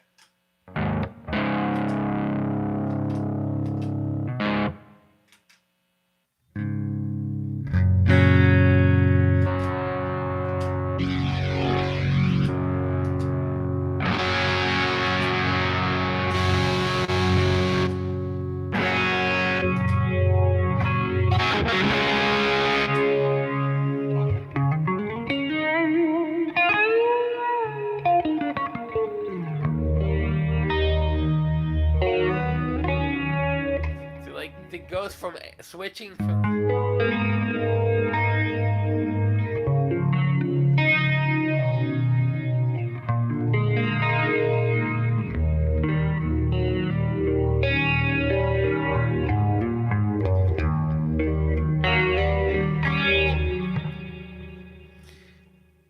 If I do the legends, I'm bringing my rack fractal. I mean my rack Kemper with the VHT. It's 50-watt tubes each side. I'll run in stereo because it's only going to be 4 to 6 shows in 2 weeks period time. We almost had Tim Ripper Owens, fucking close, man. And I'm still waiting on Karen with Blando.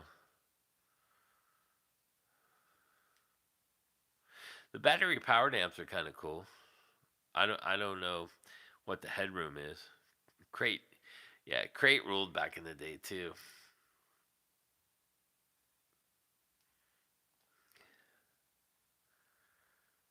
The GS 150, that was a loud fucking amp, man. Yeah.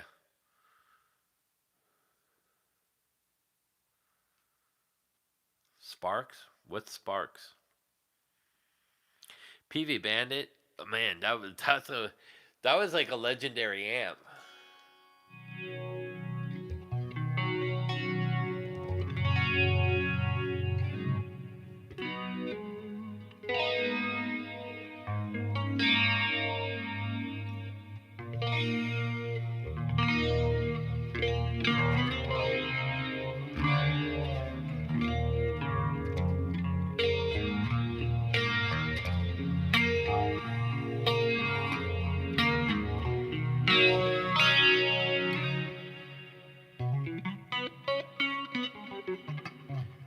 Not the PV Maze? No, I don't remember them. PV Maze. Let me see. Let me go into the browser. I'll let you guys hear some stock amps.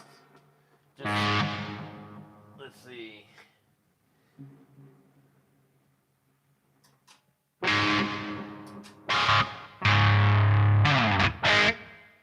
This is a stock Soldano. No effect.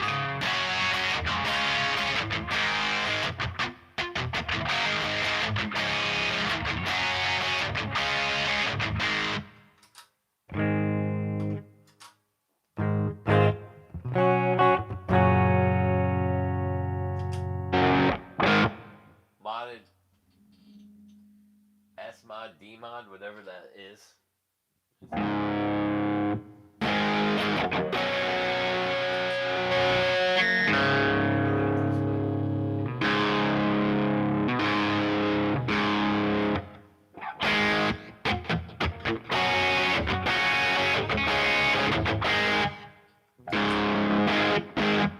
See, like I haven't gone through any of these.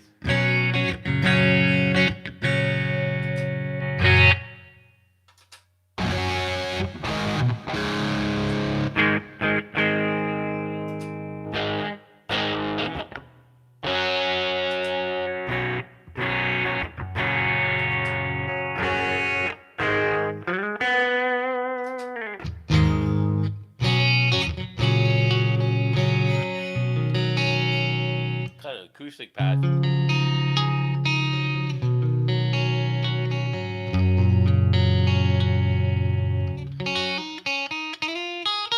Yeah, I got a VHT, the Fried. It's the 50/50 with the tubes.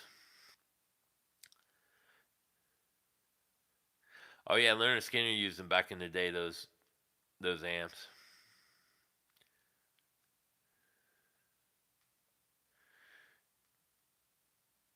The PV Deuce. What's up, brother? Becker Page? Page.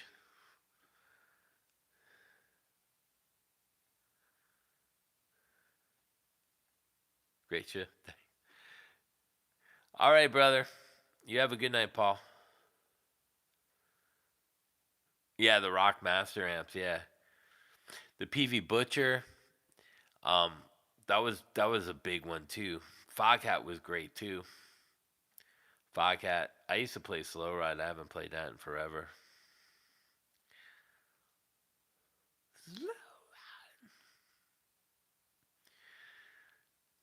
Yeah, man. I'm good. I'm good.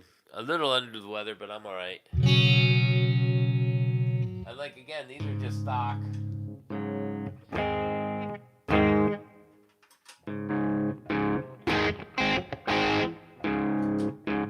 This guy does good patches. This is a Supersonic 4.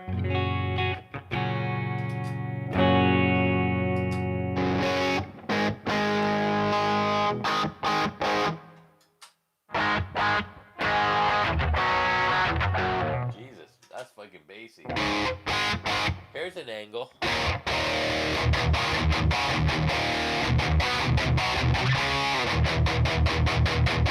Jesus.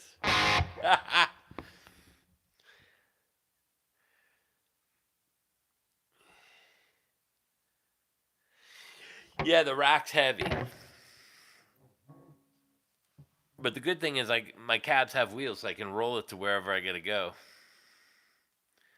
I don't remember Slow Ride. I wish I could relearn it. Man, that's a tough one too. The Blue Voodoo or the 5150. I'll tell you what. I like the 5150 Iconic head better than I do the 5150, and only because it's got a master volume for the lead.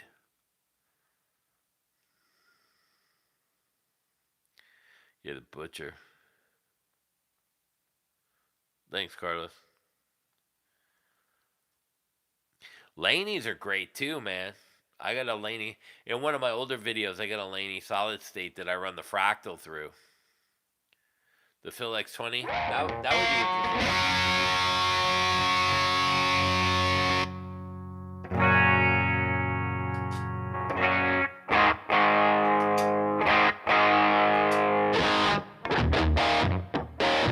This is a Powerball.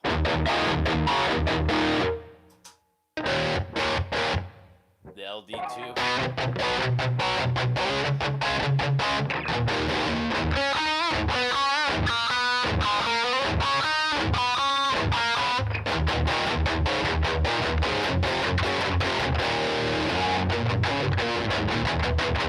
And that's a heavy ass tone, man. Let me go back to browser.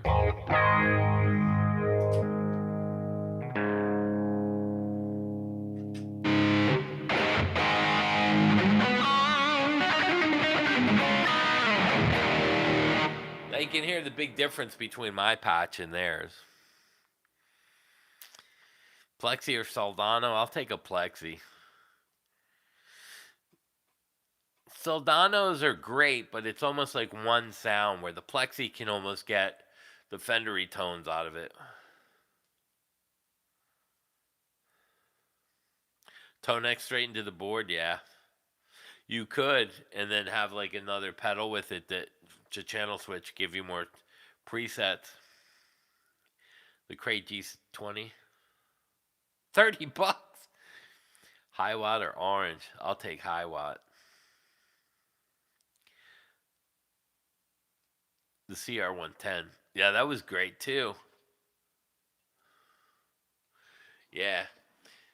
It's hard to beat.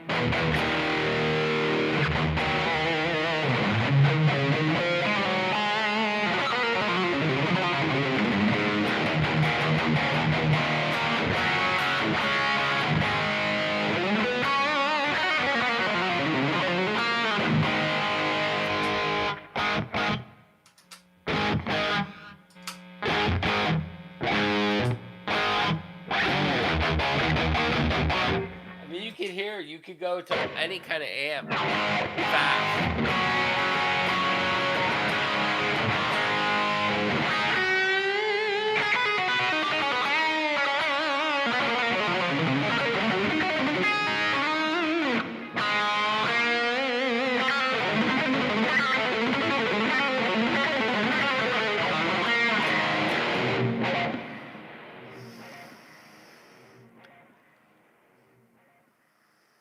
73 JMP. That's a great amp too. Randall or Fender? I only like Fender for clean. Now I do like a Fender Bassman. So I'll say Fender Bassman. I'll take a Fender Bassman over Randall.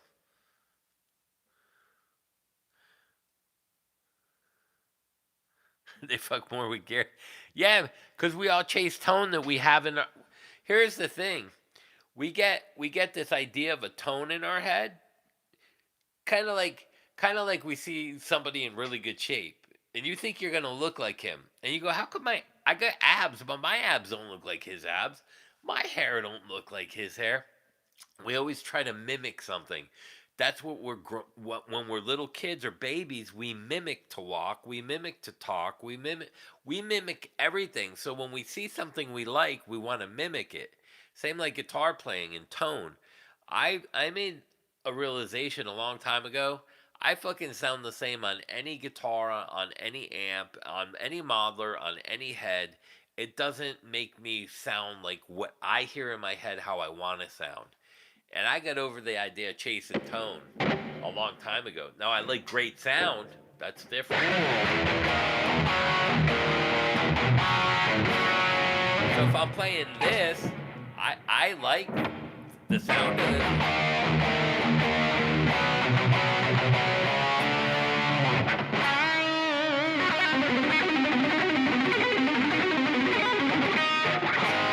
I can play on it.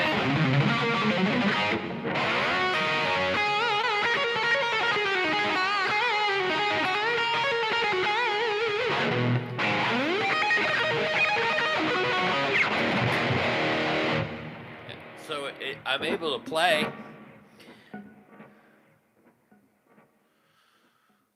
Thanks, Carlos. Can you play amps without pedals in front, or is it mandatory to hit the input with? I the chord blades, you don't need any pedals. The only pedal that I recommend in any amp is in a loop, and it's an EQ. You use an EQ in the loop of any amp, you can get almost the sound you're looking for because you can dial in the frequencies better. Putting the overdrive pedal and trying to get that tone out of there, forget that. Do the EQ in the loop and just crank the amp. Oh, Mike Ness, Social Distortion. Oof. One of my favorite fucking bands of all time. I got to meet him. What a fucking cool guy he is. Holy fuck. Mike Ness.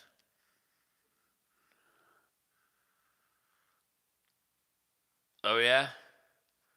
The Stereo Blues Juniors? Yeah. Social Distortion was fucking awesome.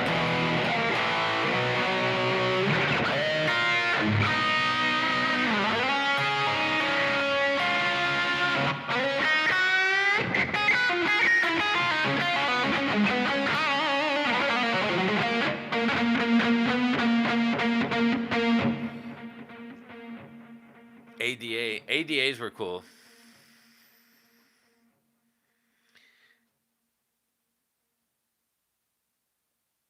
Yeah, yeah. If you put the EQ in there, it's like having a whole new set of pickups. Yeah, an EQ in the like a lot of people don't understand. You put an EQ in a loop of any amp, it'll bring that thing alive. Because think about it, when you're done recording a track, what do? They master it, they mix it down, and they're taking an EQ after you and they're re-EQing your sound to get that sound. Why not have it in your amp and put the EQ in your amp in the loop after your head and re-EQ all those frequencies to perfect it like a mad scientist? Yeah, let me cut that one a little more highs. EQ in the loop is the fucking biggest advice I could give anybody. The EQs are fucking. I get an EQ in the loop of this. Here, watch. I'll take. Here, see right there, the yellow. That's a vintage EQ. Watch. It's off now. Now listen to my tone.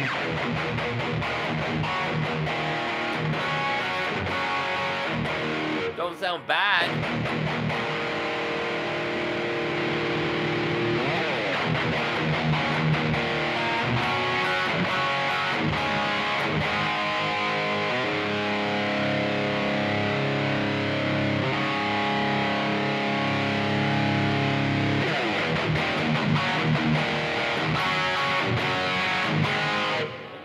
that too.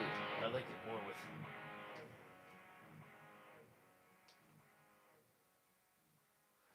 A little more presence.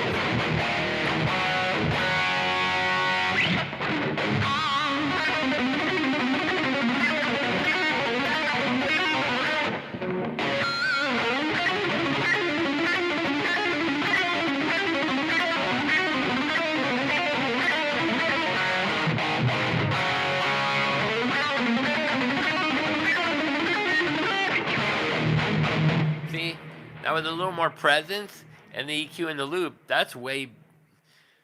Bro, you're killing me. Big Muff or Rat? I'll take the Rat. Play a down-tuned guitar? Yeah. Well, that's what I like about the EVH, man. You just, you just, like that, you're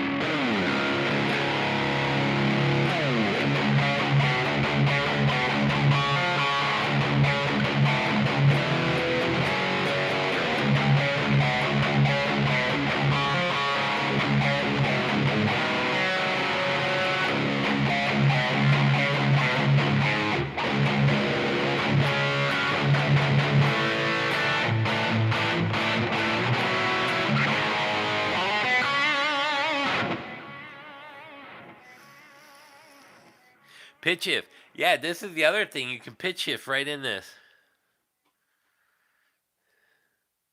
Oh, at the lick? When I was fucking around? Yeah, I'm just, that's like chromatic. Yeah, and what I like about the Kemper is it has, like this is your, so like on the Toaster, which is a little bit more higher up, this is your pre, so that's before your head. This is all your stuff in your head, your amplifier, your EQ cab, and then this is the effects at the end of your chain, like chorus, reverb, and delay.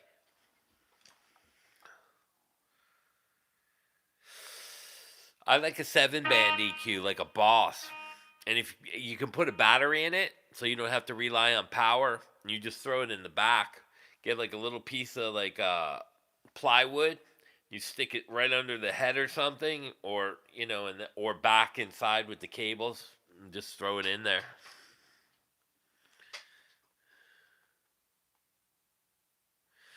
Yeah, the 6-bands are nice too. The MXRs.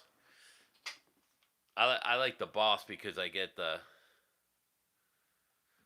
more bands the better. Yeah. Smoking tri-heads. So that what I was doing is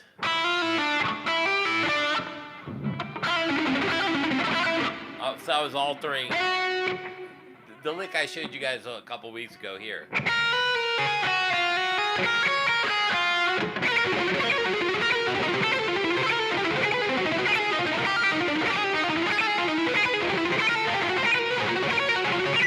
then I added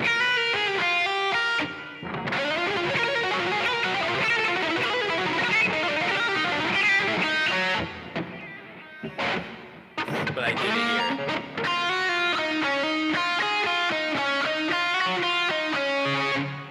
And then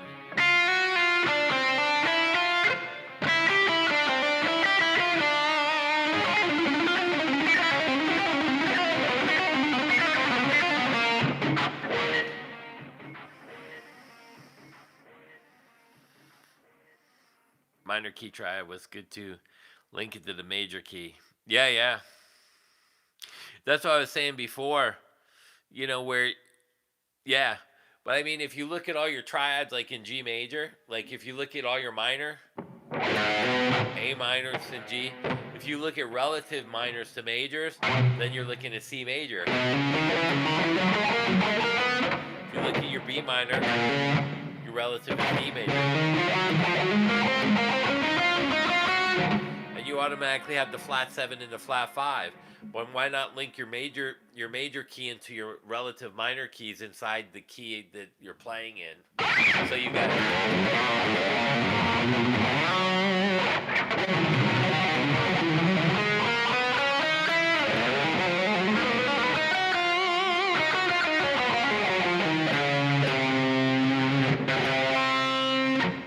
So then you get your flat 5 and 7 automatic.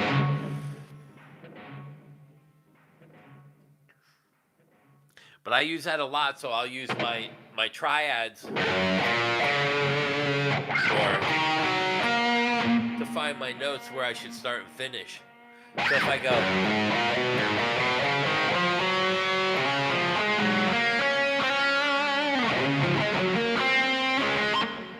so now you can play D major here.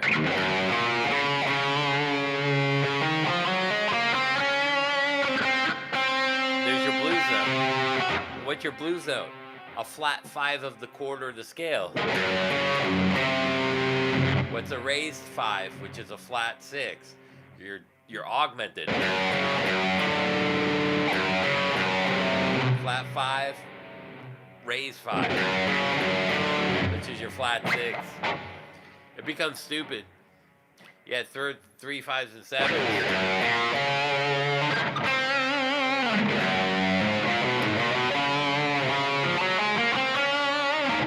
See, that was D major and G major tied together. But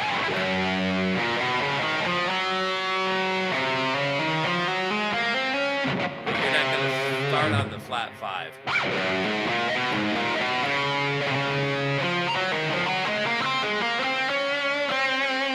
There's your flat 5.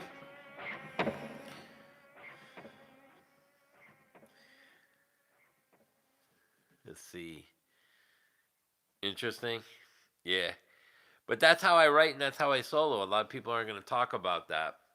Justin Ostrander just stole the lesson, though. So that's okay. With all the EQ capabilities before and after, do you feel like you're just over EQ or EQ your... No, you EQ your EQ. One EQ is enough for live playing, yeah. If you just do it in a loop, and what's good about the EQ being out like that, you know, like even if you put it on top of an amp and you need a little more highs because of the room, you could just bump it, not even fuck with your amp. You know what I'm saying? That way your amp settings are just always stay the same, and you just use your EQ to get a little more of the frequency that you want to boost. Instead of turning just treble up and having all your treble frequencies come up, you can pick the 2K or the 1.5. It's a lot better that way.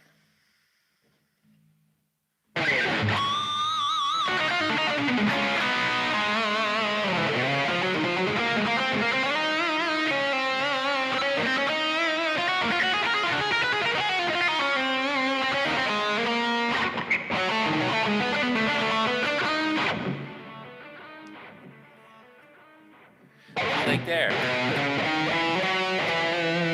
Your D major, C major.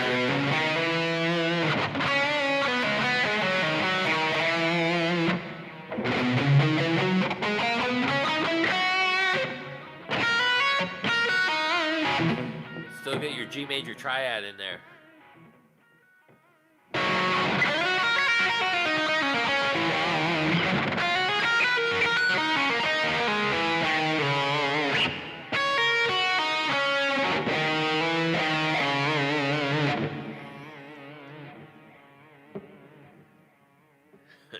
Guru?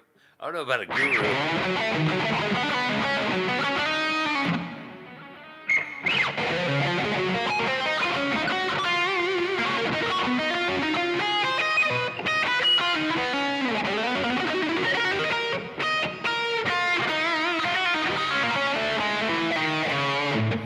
So like even when I get around here,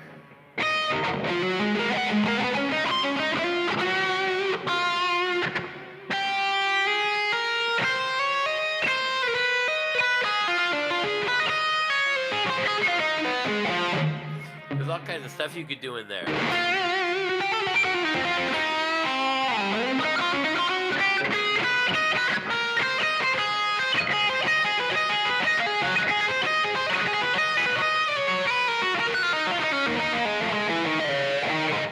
There's so much, it opens up so many doors.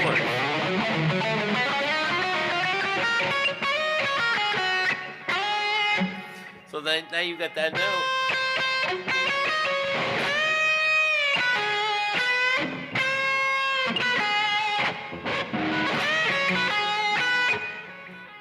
and everyone forgets to leave this out.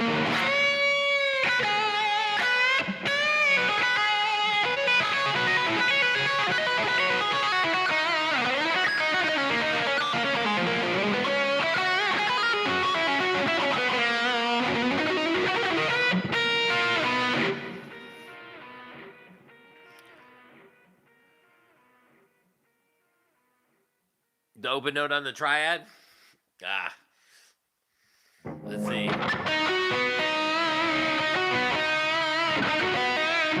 Probably on the third, maybe. But I get that was also stuff like I picked up from Sean Lane.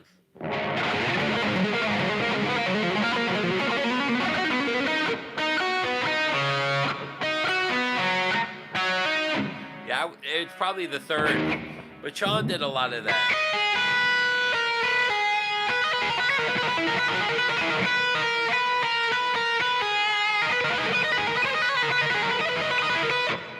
See, that's Sean Lane.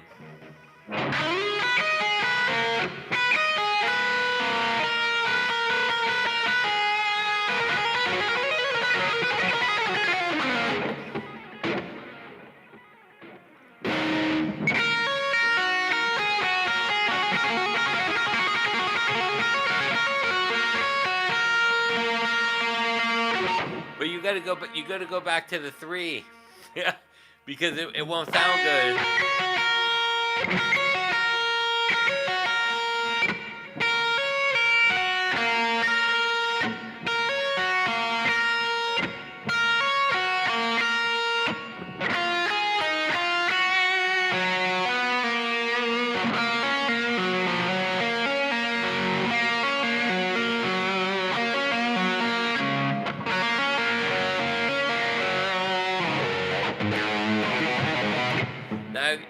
Some of it's string skipping though. That.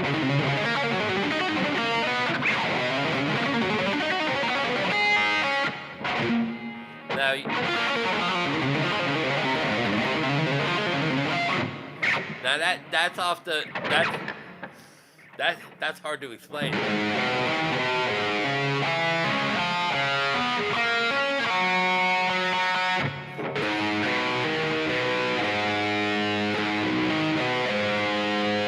That's the best way I can show it.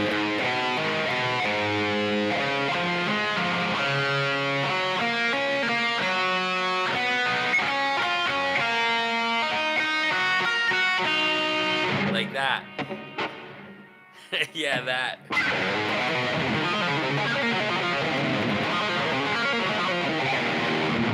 Now you start the string skip like that. Yeah, I like Dimebag. Second natural and beyond. Second nature. Yeah. It becomes like so if you're string skipping it, that's the harder one.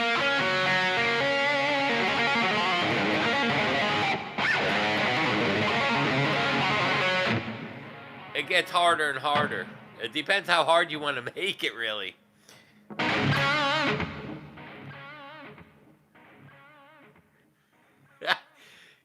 Yeah, it's hard to show that. No, you don't need a 7-string. George, yeah.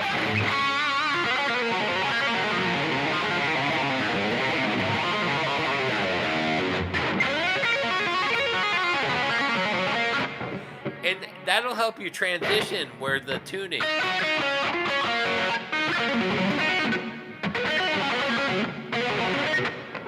That transition will sound smoother right there. You know what I'm saying? A lot of people get stuck.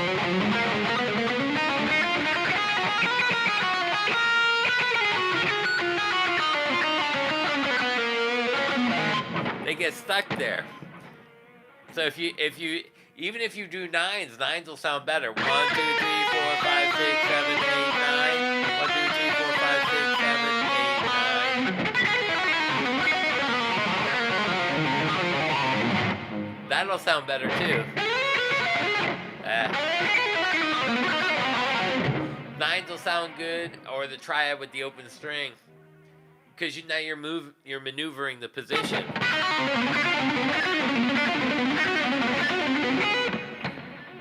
right in that weird area. It's like a weird area. But like I might go like the Eddie lick.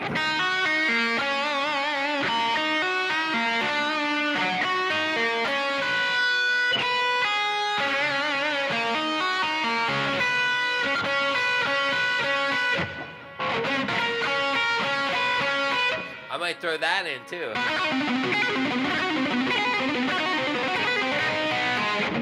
It just depends. Speed helps. Speed helps. I'm not gonna lie. Yeah, the nines are really cool. So like, I'll do nines backwards. So like, I'm playing nines all the way back, but I move them up too. But I'll start it like. Let's see.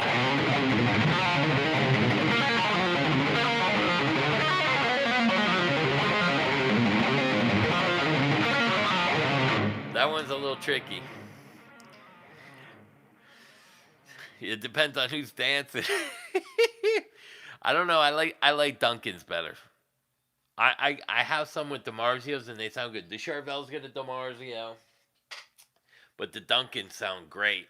Like even on the other one, the new one. This is somebody was telling me the Stags. I don't know exactly what it is.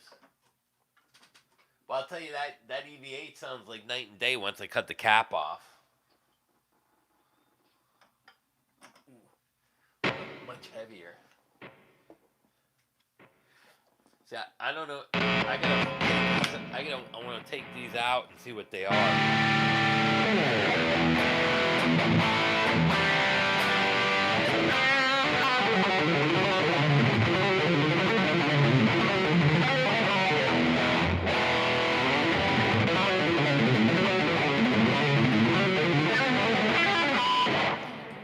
Now my hands are starting to warm up.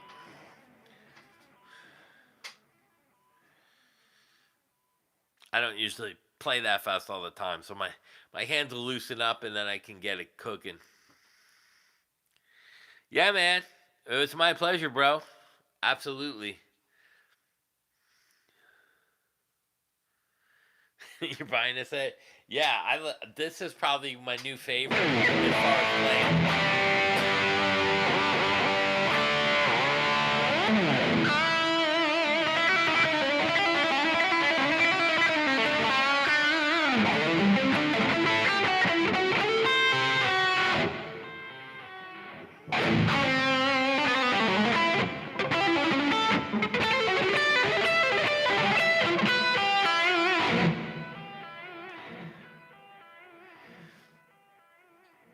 I never tried a DiMarzio and a Les Paul. That was I'm a big fan of Ace too, but I do have a Duncan in this one, my white one.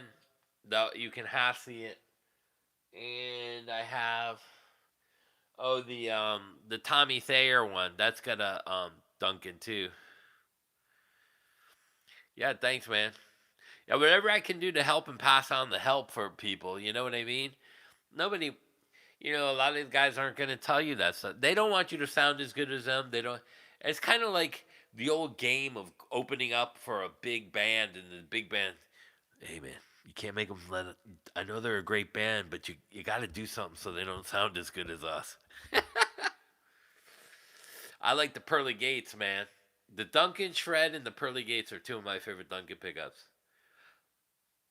But these sound great. I don't know what these are.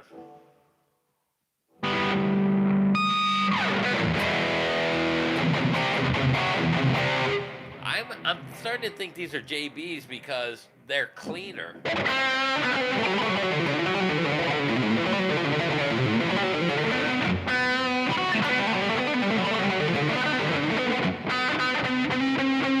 don't sound as distorted.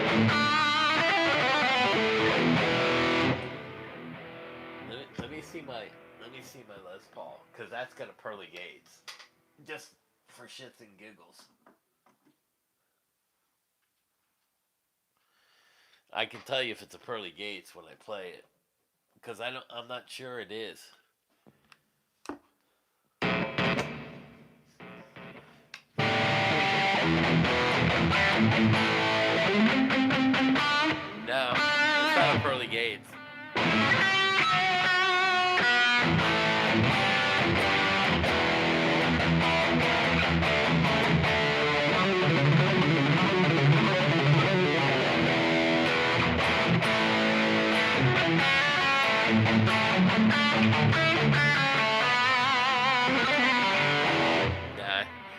This is a pearly gates.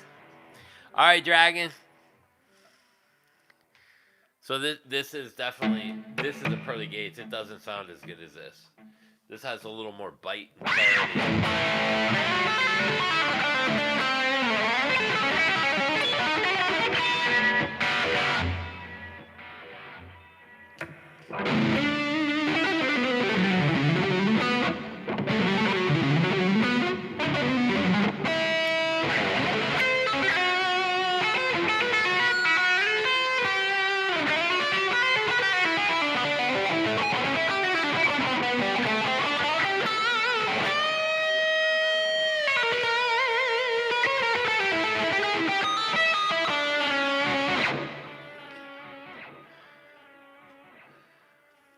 yeah, it's definitely not a pearly gates. I don't even know what time is it anyway. Let's see. I don't even know what time it is. Does anyone? Where's my time? Oh, 11. Yeah, I might be at my end too. Maybe a couple more minutes. 9, 10, 11. 80. My kids got school tomorrow. What do I got to do? Oh, I got to see. Tomorrow, finally, I get to see the spinal surgeon. I wonder how much he's going to want.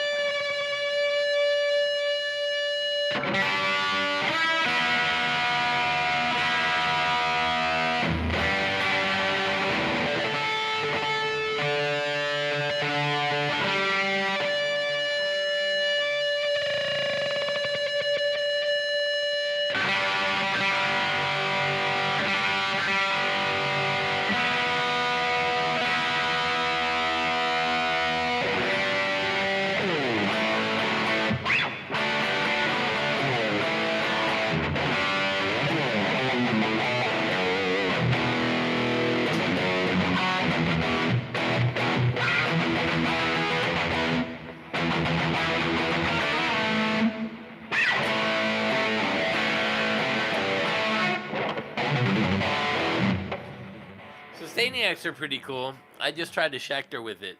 It's not my favorite thing, but they are cool to play with. Yeah. I'm going to have to check that out and see what's in there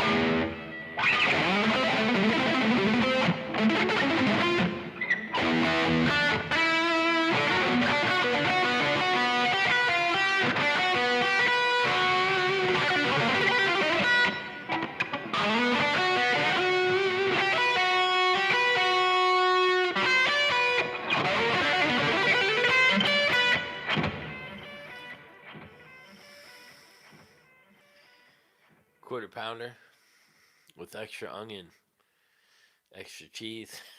Man,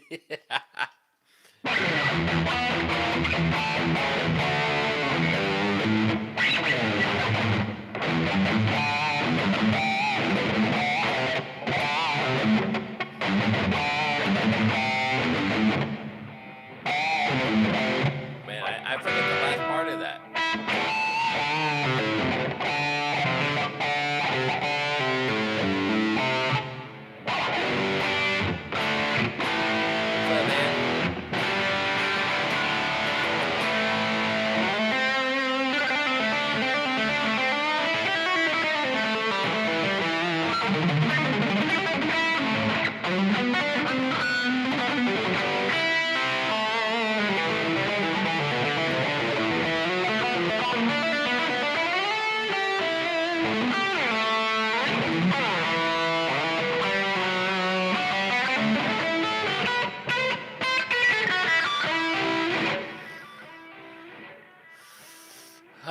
I like the 59.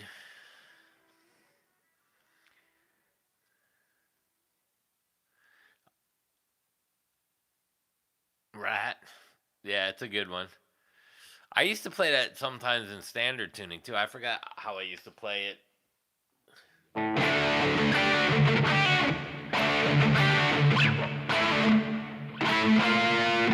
like that.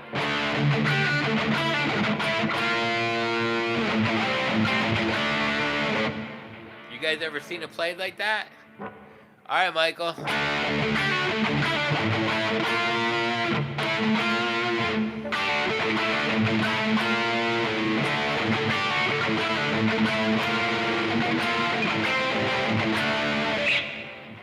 That's cheating, right?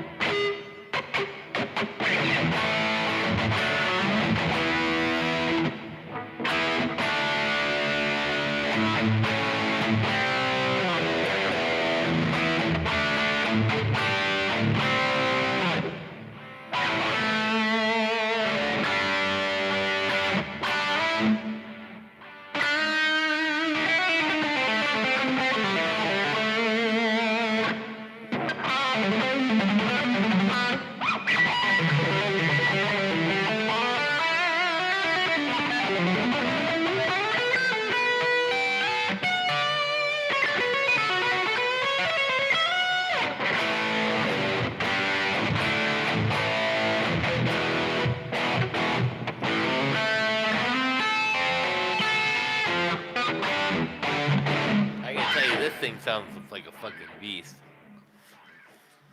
Yeah, he's a friend of mine, Tony. I auditioned for him at GIT. That's who I had to play. At 16 years old, that's who I auditioned for to get into GIT. That's where I stole some of the patterns from. Tony, the 9. I watched him do that.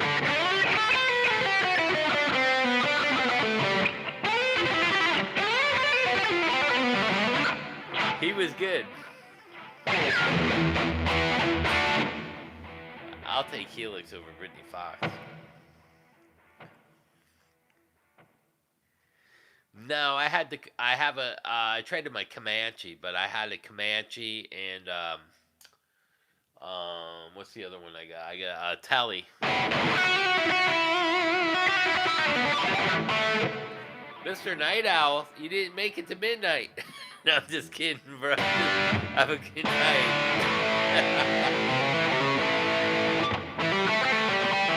Yeah, I'm gonna take off soon, too.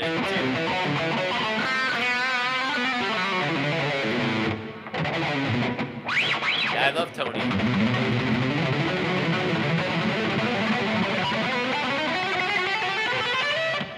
That's Tony. That's a Tony McAlpine pattern. Tony's a badass. So I had to audition for him and Vinnie Moore. Vinnie Moore and Tony McAlpine. That's who I auditioned for to get into GIT. Thank God I didn't know who the fuck they were. Because if I walked in the room and knew who they were, I would have been like, fuck off. I'm leaving. You playing for you fucking guys.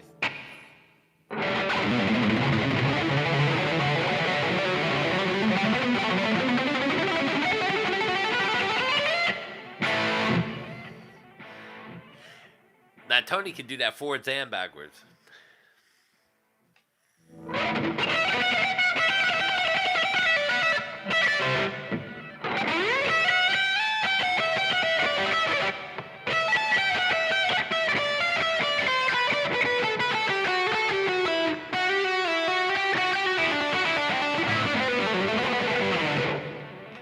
Tony was a badass.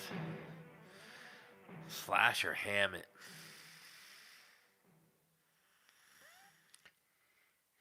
I think Slash is a better player, but I'm going to have to go with Metallica. They have such fucking better songs. I only like the first album by Guns N' Roses. You know, they had some cool stuff, but that was Izzy Stradlin.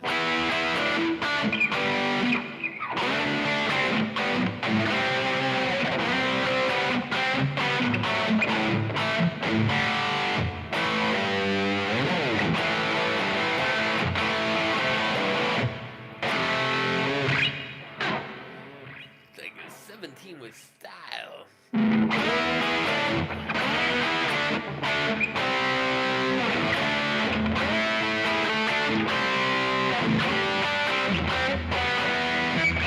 I forgot to play that too.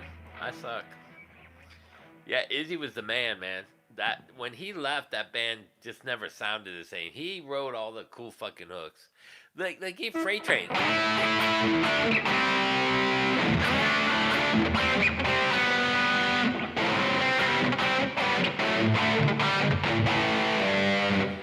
that stuff right there, that shit is fucking great. I don't like Rudolph Schenker's a great. He's a great writer, but Matthias Jobs fucking blows him away. Now Michael Schenker, I'll take Michael Schenker. Michael Schenker, fuck yeah. Oh yeah, Tony Iommi kicks ass too. Which is cool because I play with Dave Spitz that played with Tony, which is fucking weird to me. Playing with the bass player who actually played with Tony Iommi and Ray Gillen. That fucking, you know, because I'm a fan of those guys. And so like when I play with Dave and Patrick, it's I'm playing with friends, but if I really think about it and I think about the careers both of them had, they're they've they're not just they didn't just write. They play with some of the fucking biggest legends in the like Patrick's drummed with Sebastian Bach and George Lynch and Steelheart and Arcadia and then you look at Dave. He's played in White Lion, Great White, fucking Black Sabbath, and his brother created Anthrax. It's fucking baffling.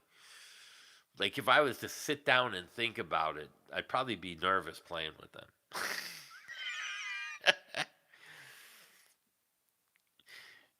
you know, because you're like, fuck, these are the guys I grew up listening and idolizing, and now I get to play with them. Because I was on the other spectrum doing the dance and pop shit. And now here I am playing with the guys that I fucking admired. That's crazy to me. Sometimes you're better off not thinking about that. But to think that he did 2 albums or 3 albums with Tony Iommi, and I think he went around with 3 singers. It was Ray Gillen, Tony Martin, and he said somebody else. I can't remember.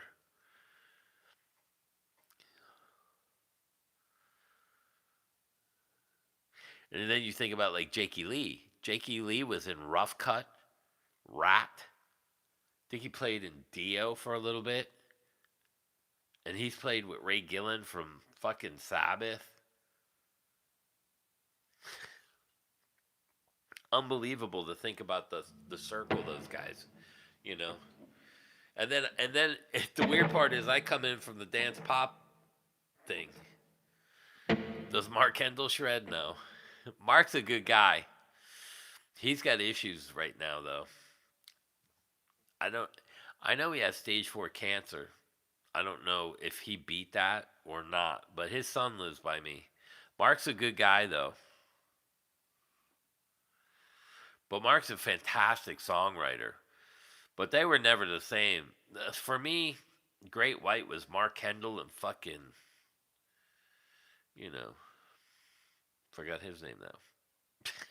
The fuck's his name? It's getting late for me. Uh, Jakey Lee. Gus is good, but he ain't no Jake. Yeah, that's the thing. Tony Iommi. And then when he did that thing with Dio after they got back together, I forget the name of that album. Like something. That album kicked ass. Demonize or he had a album where Ronnie James Dio came back and it was fucking unbelievable. How a guy can take pentatonic riffs and fucking create, I don't know, 40 years, 50 years of fucking writing is unbelievable. I mean, that's the kind of stuff that is crazy to me, you know, because eventually they fizzle out. I'll take Jake over Zach. I love Zach Wild, but Jakey Lee, man, Shot in the Dark and Bark at the Moon. And then he had Badlands. Zach's got Black Label. I don't think Black Label's as good as Badlands was. But Zach's Book of Shadows was fucking phenomenal.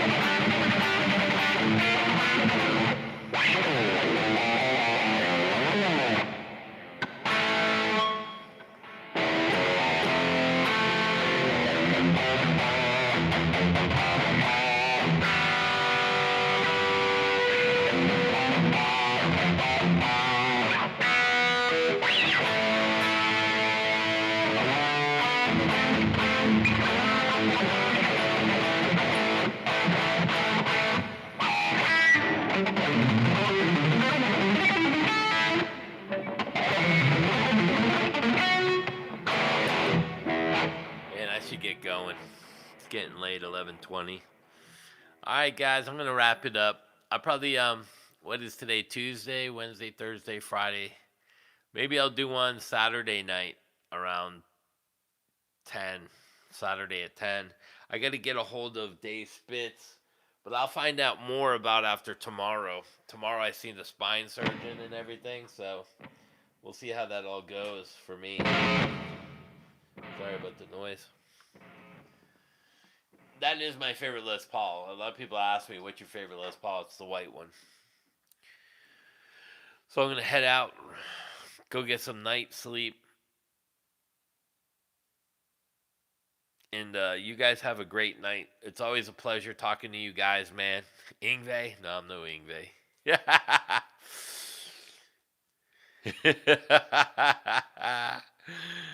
Don't say that. The maestro will get mad, bro. Oh my god. And then Patrick, his mom should be back in Sweden, so I'll get a hold of him too. See if we could get that round table thing going. That'll be fucking cool. Yeah, I hope it goes well. I'm not really, I don't know. The surgery thing don't sound good to me. I don't want to be laid up. You know, I've heard so many bad stories about back surgeries. I don't know about that. All right, everybody. Have a great night. Great rest of your week. I'll do a. Dude, you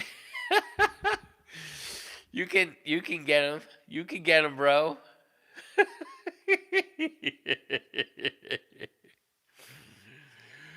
Dude, I go into chat and say how to make mechanic jams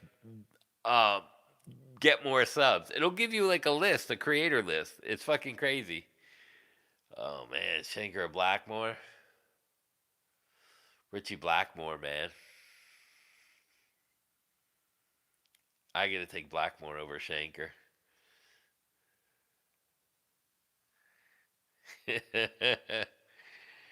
Some of that old Deep Purple stuff, bro. All right, everybody, have a good night. Peace out. I'll do a lesson. Maybe I'll do the triad open string thing or something so you guys can see it, and I'll just keep going over that. And maybe I'll show you some pictures in the phone. But go into your chat if you have like iPhone or whatever you have, and say how to make my channel get more subs. It'll give you a list, man. It's funny as shit. Anyway, you guys have a great rest of your week. I'll see you guys probably live back on maybe Saturday, and I'll let you guys. If something happens where I can get Dave in here or something, I'll do a post so you guys get a notification. That way you guys can Talk to Day Spitz. All right, everybody. Have a good night. Peace out. Thank you so much. Ugh. Ugh.